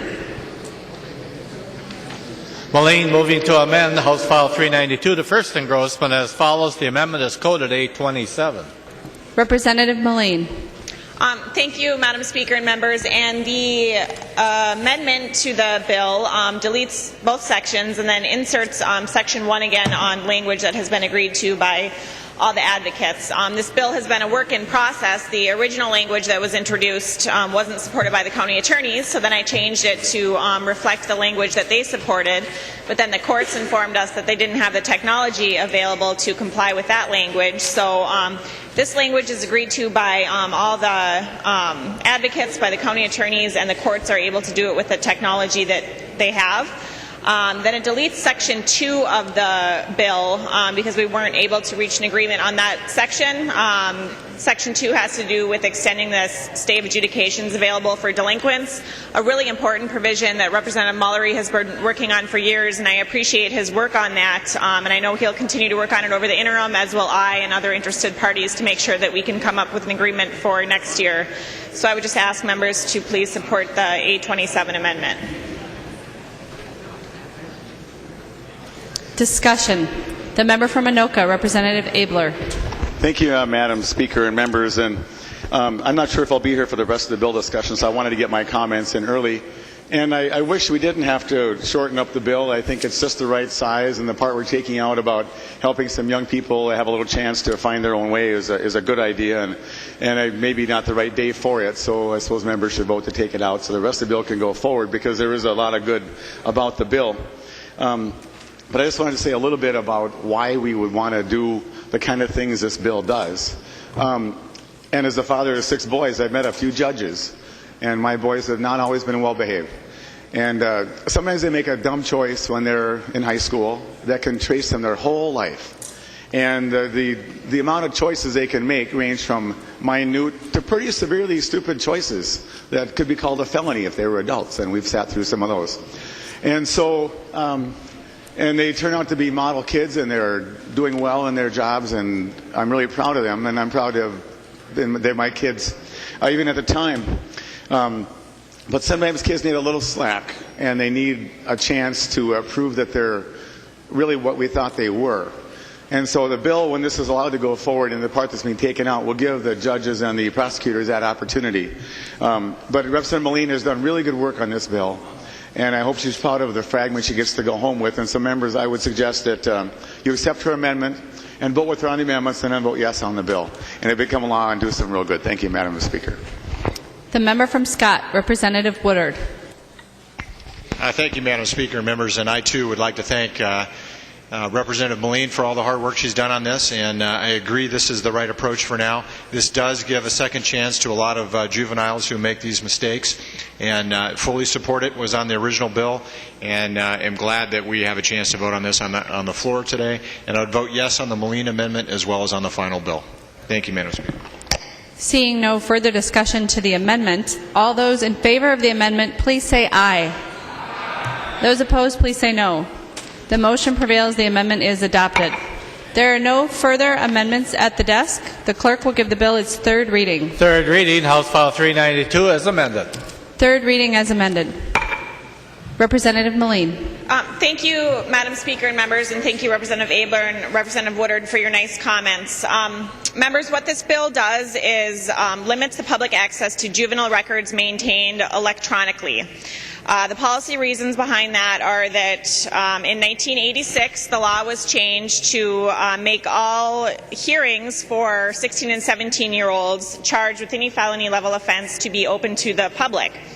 A lot has changed since 1986, and now a lot of records are kept in electronic format and are being able to be accessed by private data mining companies, and unfortunately a lot of those kids have suffered some lifelong collateral consequences because of these juvenile records, including the inability to get employment, the inability to get housing, and it has even affected some of their ability to get into college. And so what this bill does is limits the availability of the record electronically. There are some safeguards in place in the language in the bill, members. For example, this does not apply to crime where there has been a motion for adult certification. It does not apply to extended jurisdiction juvenile cases, and it does not apply to crimes of violence. So in those cases, 16 and 17-year-olds charged with more serious offenses, the records will still be available electronically. Other protections in place is that the records maintained will still be available to the Department of Human Services for background studies. It will still be available to corrections, still be available to law enforcement, schools, parents, and apartment caretakers. So this isn't sealing the records necessarily, it's just making them so that they're less available electronically to help protect some of these kids as they're trying to move on with their lives and become productive members of society. Members, you should also find at your desk a document that's titled Youth Opportunity Act, and it sort of explains what the legislation does, but also provides information on all the groups that are in support of this legislation. The Minnesota Corrections Association, the Council on Crime and Justice, the Minnesota Second Chance Coalition, the Minnesota Association of Criminal Defense Lawyers, the Minnesota Association of Community Corrections, and the Minnesota Association of Community Probation Officers. These are groups that have really been working on this legislation for a long time to try to give important second chances for our young people who may or may not have made a mistake as a juvenile. So members, I want to thank all of you for all your support and hard work on this legislation, and I would encourage a yes vote and stand for any questions at this time. Thank you. Any discussion to the bill? Seeing no discussion to the bill, the clerk will take the roll on the bill.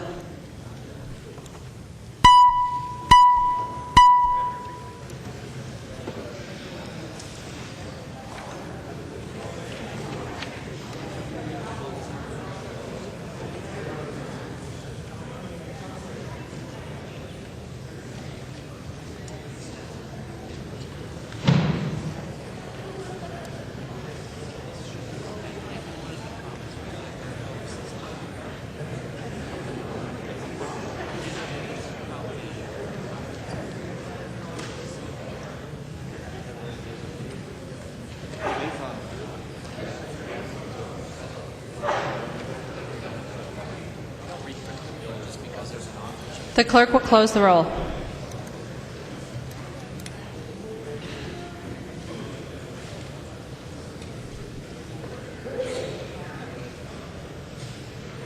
There being 120 ayes and 13 nays, the bill is passed as amended and its title agreed to. The next bill on the calendar for the day is House File 792. The clerk will report the bill.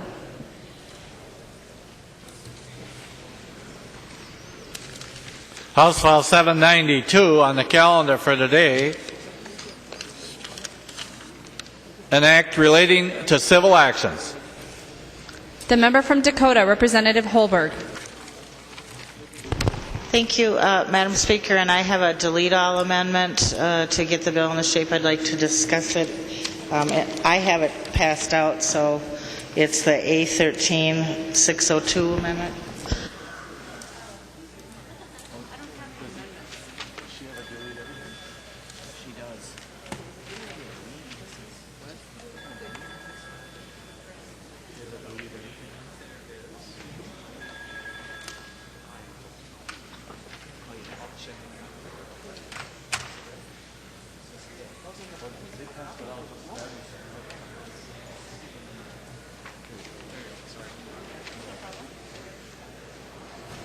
There's an amendment at the desk. The clerk will report the amendment. Holberg moving to amend House File 792 as follows. The amendment is coded 602. Representative Holberg. Thank you, Madam Speaker and members. This bill addresses an issue that we've had discussion about for a couple years now. And what happens when many individuals go to, in particular, recreational facilities, whether it be a skiing place, a water park, etc., as a normal course of business, they're asked to sign a long form with a lot of small type, and I would venture to guess that the majority of the people sign it without even reading what they are agreeing to.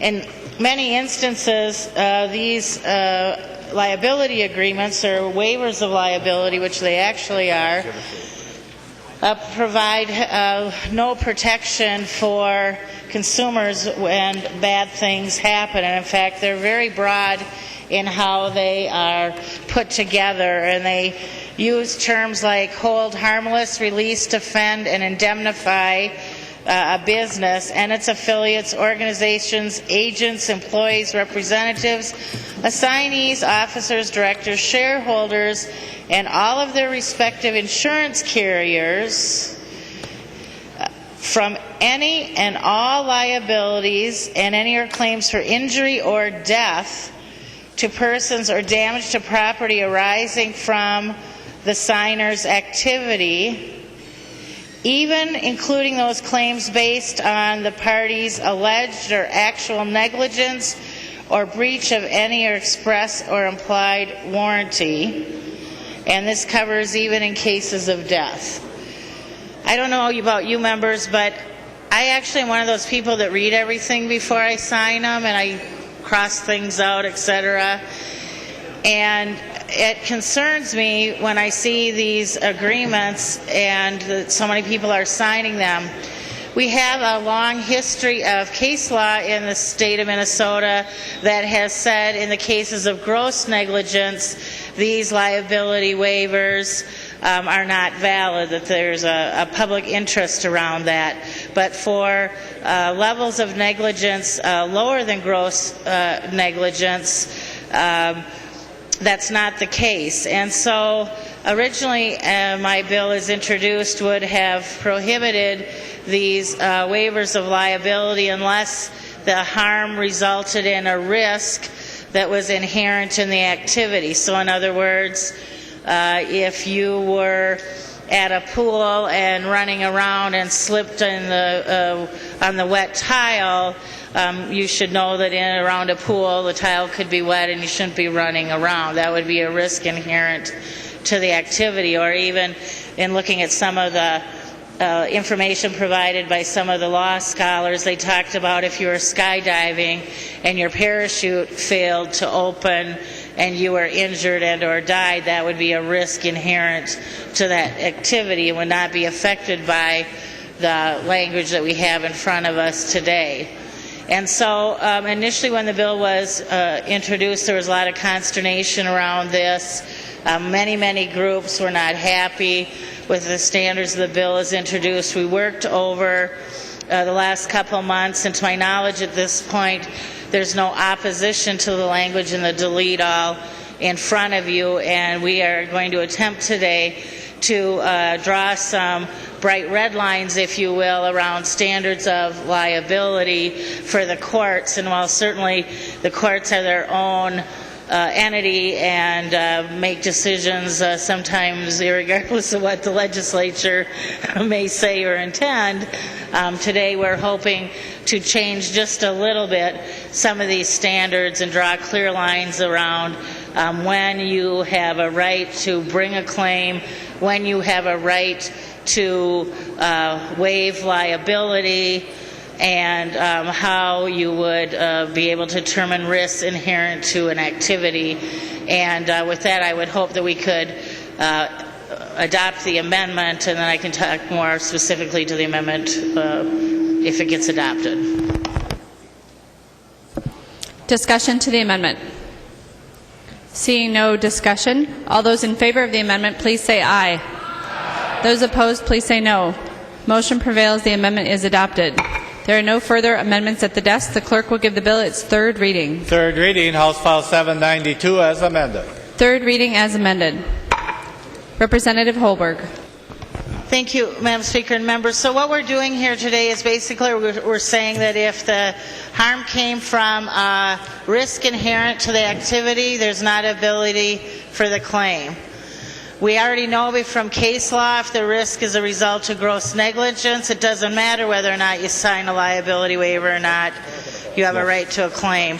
The question is what, that area between simple negligence and gross negligence, where does that level of liability fall? And so what we're saying today in this bill in front of you, if it's greater than ordinary negligence and not a result of a risk inherent in an activity, then there should be a right to move forward on a liability claim, and in fact you cannot waive that level of liability in a waiver. And I would be happy to stand for any questions. The member from Dakota, Representative Atkins. Thank you, Madam Speaker, and thank you, Representative Holberg, for all your work on this important bill and for bringing folks together in support of it. These are the sorts of waivers you sign every day. One of the most difficult choices I had to make, my daughter came home when she was in 7th grade, 13 years old, and you've probably all signed these things. She was going to go to camp with her school group, and she had raised some money, worked really hard, done all the things that she was supposed to do, got the right grade in the class, and 2 days before they were going to go, she came home with a form that I needed to sign, and I thought it was just a simple permission form. So I started reading the form, and it said exactly what Representative Holberg read in the waiver statement, the waiver liability statement, and it said that I would excuse from liability and all of that for negligence and recklessness and intentional acts, including and up until death and all sorts of injuries.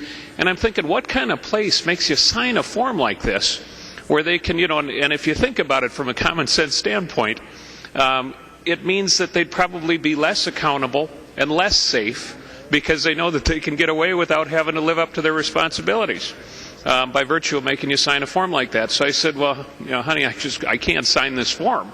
It's basically saying that they can hurt you, even intentionally, but they can be really careless and cause you harm. And of course, she did what most 13-year-old daughters and probably sons would do. She started to cry. And that melts a father's heart, I think, as every parent in the room could probably attest. And ultimately, I signed the form.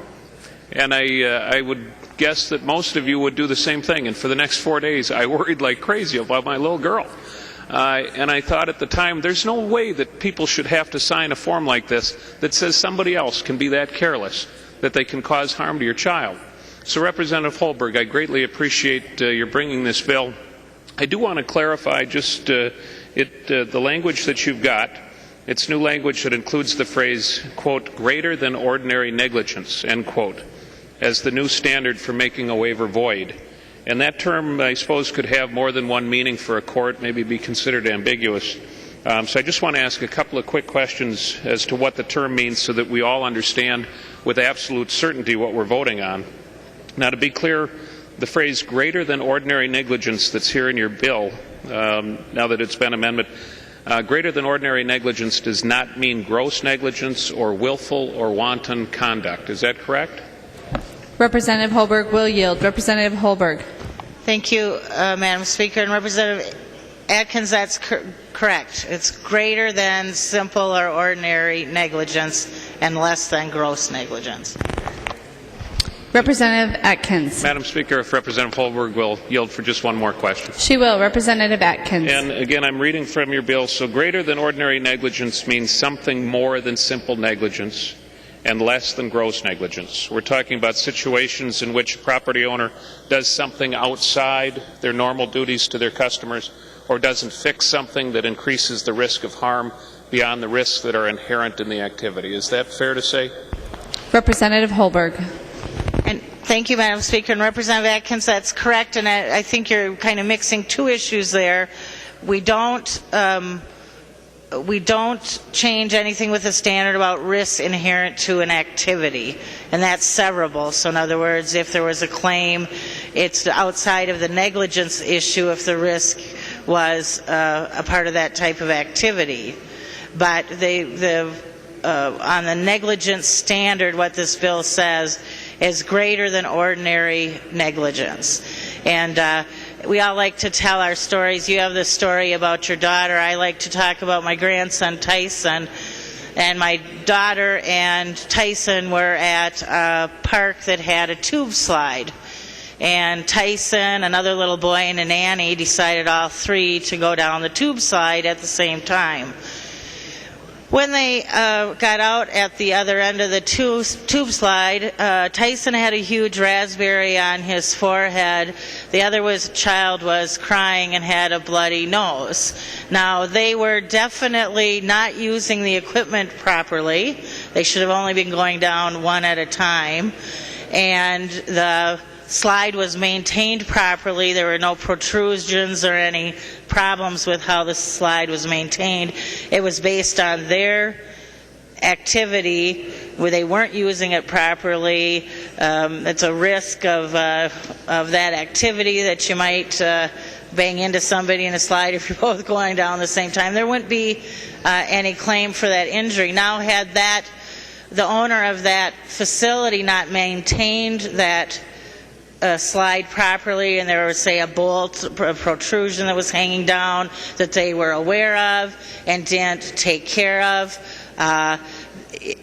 or they had not followed an appropriate inspection and upkeep schedule, then they would have been negligent in their duty to maintain their equipment. But as far as there being any claim for those kinds of activities where everything's maintained properly, there would be no ability to seek money for a claim. And in fact, the people that are concerned, initially had concerns with this bill, are hoping that the clarity provided today will allow in some cases for summary judgment to occur. In other words, if you don't prove that you're beyond ordinary negligence, then you would not have a claim. Representative Atkins. Madam Speaker and Representative Holberg, thanks again for your efforts on this bill and bringing folks together with respect to it. I think on behalf of lots of parents and others who sign these forms, you're going to cause a lot less anxiety among those folks faced with the decision to sign these forms. So thank you again for bringing the bill. The member from Crow Wing, Representative Ward. Thank you, Madam Speaker. And members, one thing we just learned was that if you need to get something from Representative Atkins, all you got to do is cry. So remember that. File that in your file, and you'll be in good shape. Representative Holberg. Would Representative Holberg yield, please?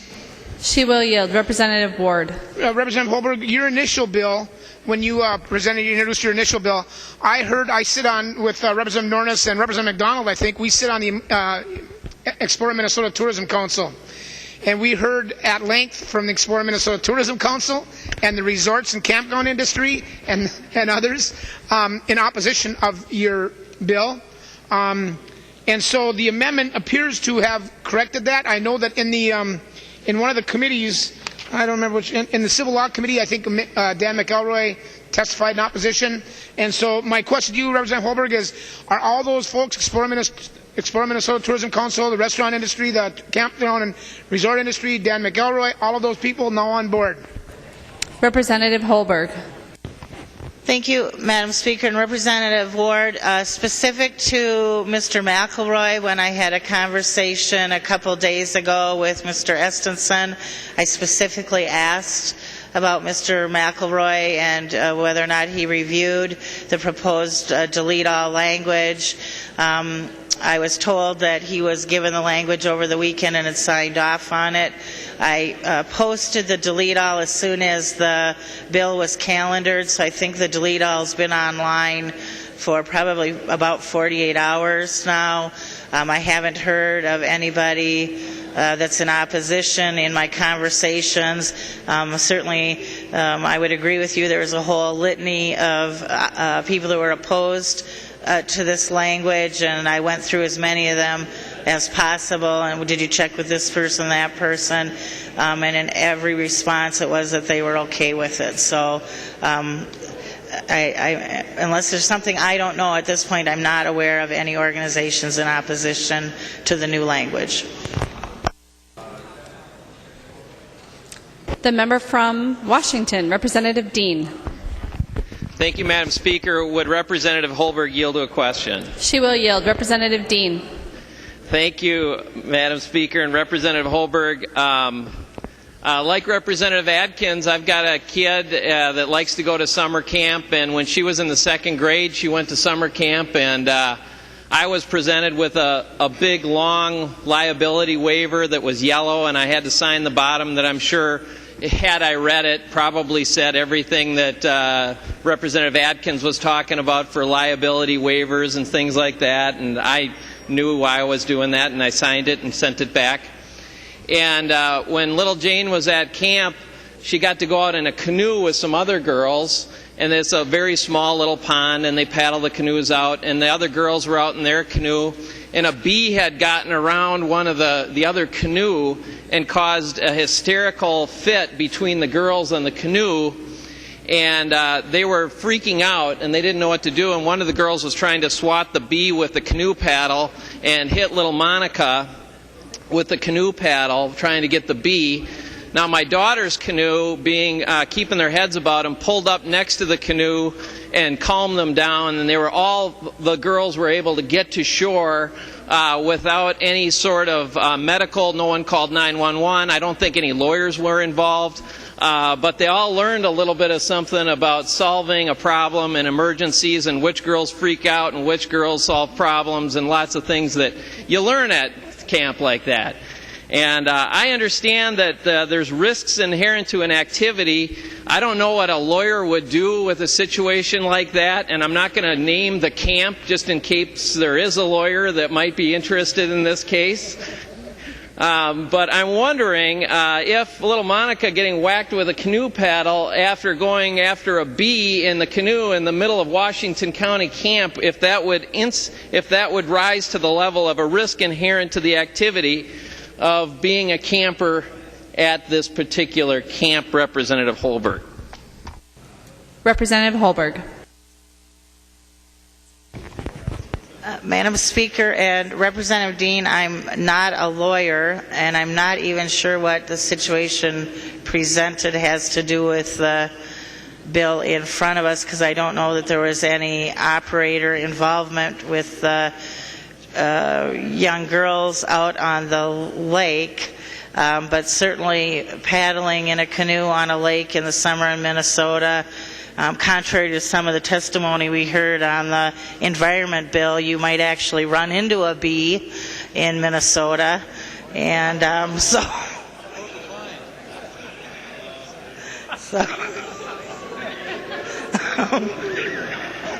So I think that this bill here would not affect that situation.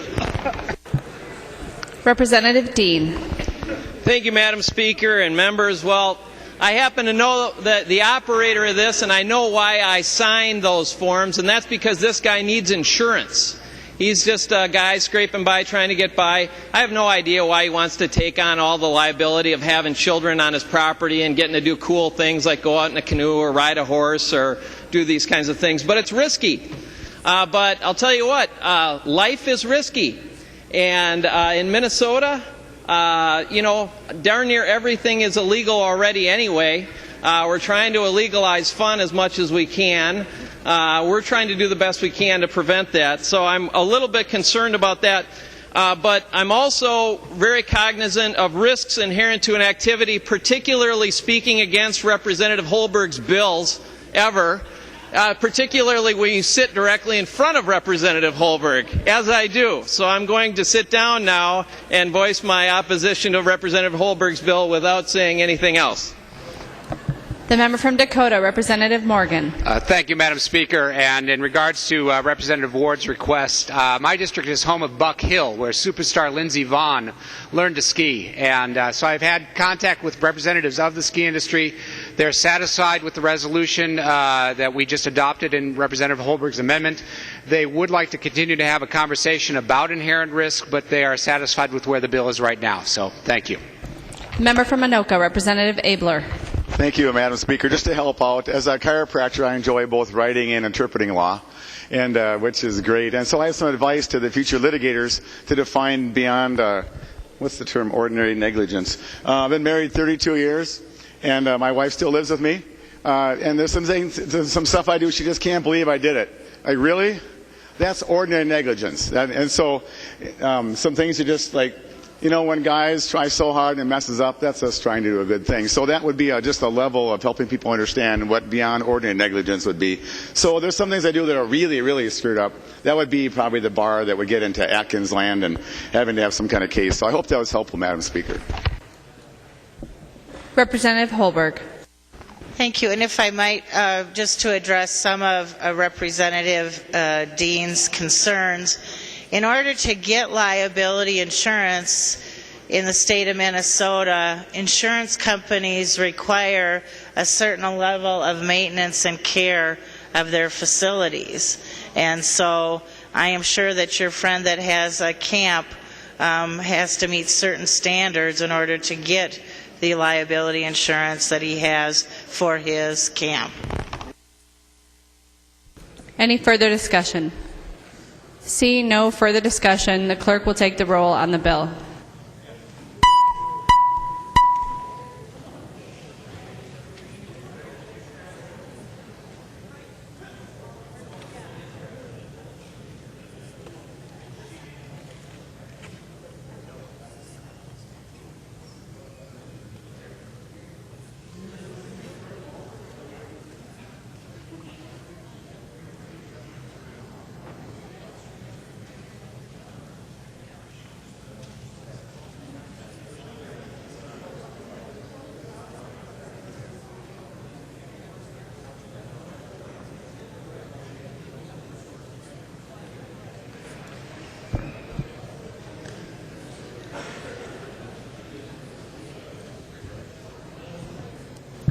The clerk will close the roll.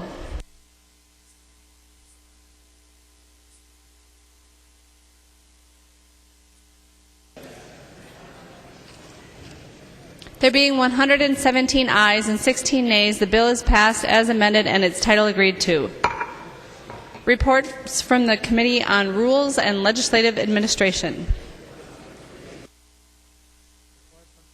Report from the Committee on Rules and Legislative Administration, Murphy E. for the Committee on Rules, pursuant to Rule 121 and 333, designates the following bills to be placed on the calendar for today for Saturday, May 18, 2013, Senate File 778 and House File number 1214.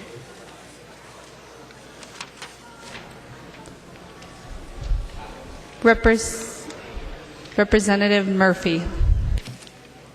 Thank you, Madam Speaker and members. In a moment, I'm going to call a recess to the call of the chair. I would anticipate we'll be back around 6 or 6:30 this evening, but we'll give a 30-minute warning. We're waiting for the Senate to finish up work on the Judiciary Omnibus Bill. Members of the DFL, we will caucus at 5 o'clock in room 217. And with that, members, I'd like to call a recess to the call of the chair. Representative Murphy moves a recess to the call of the chair.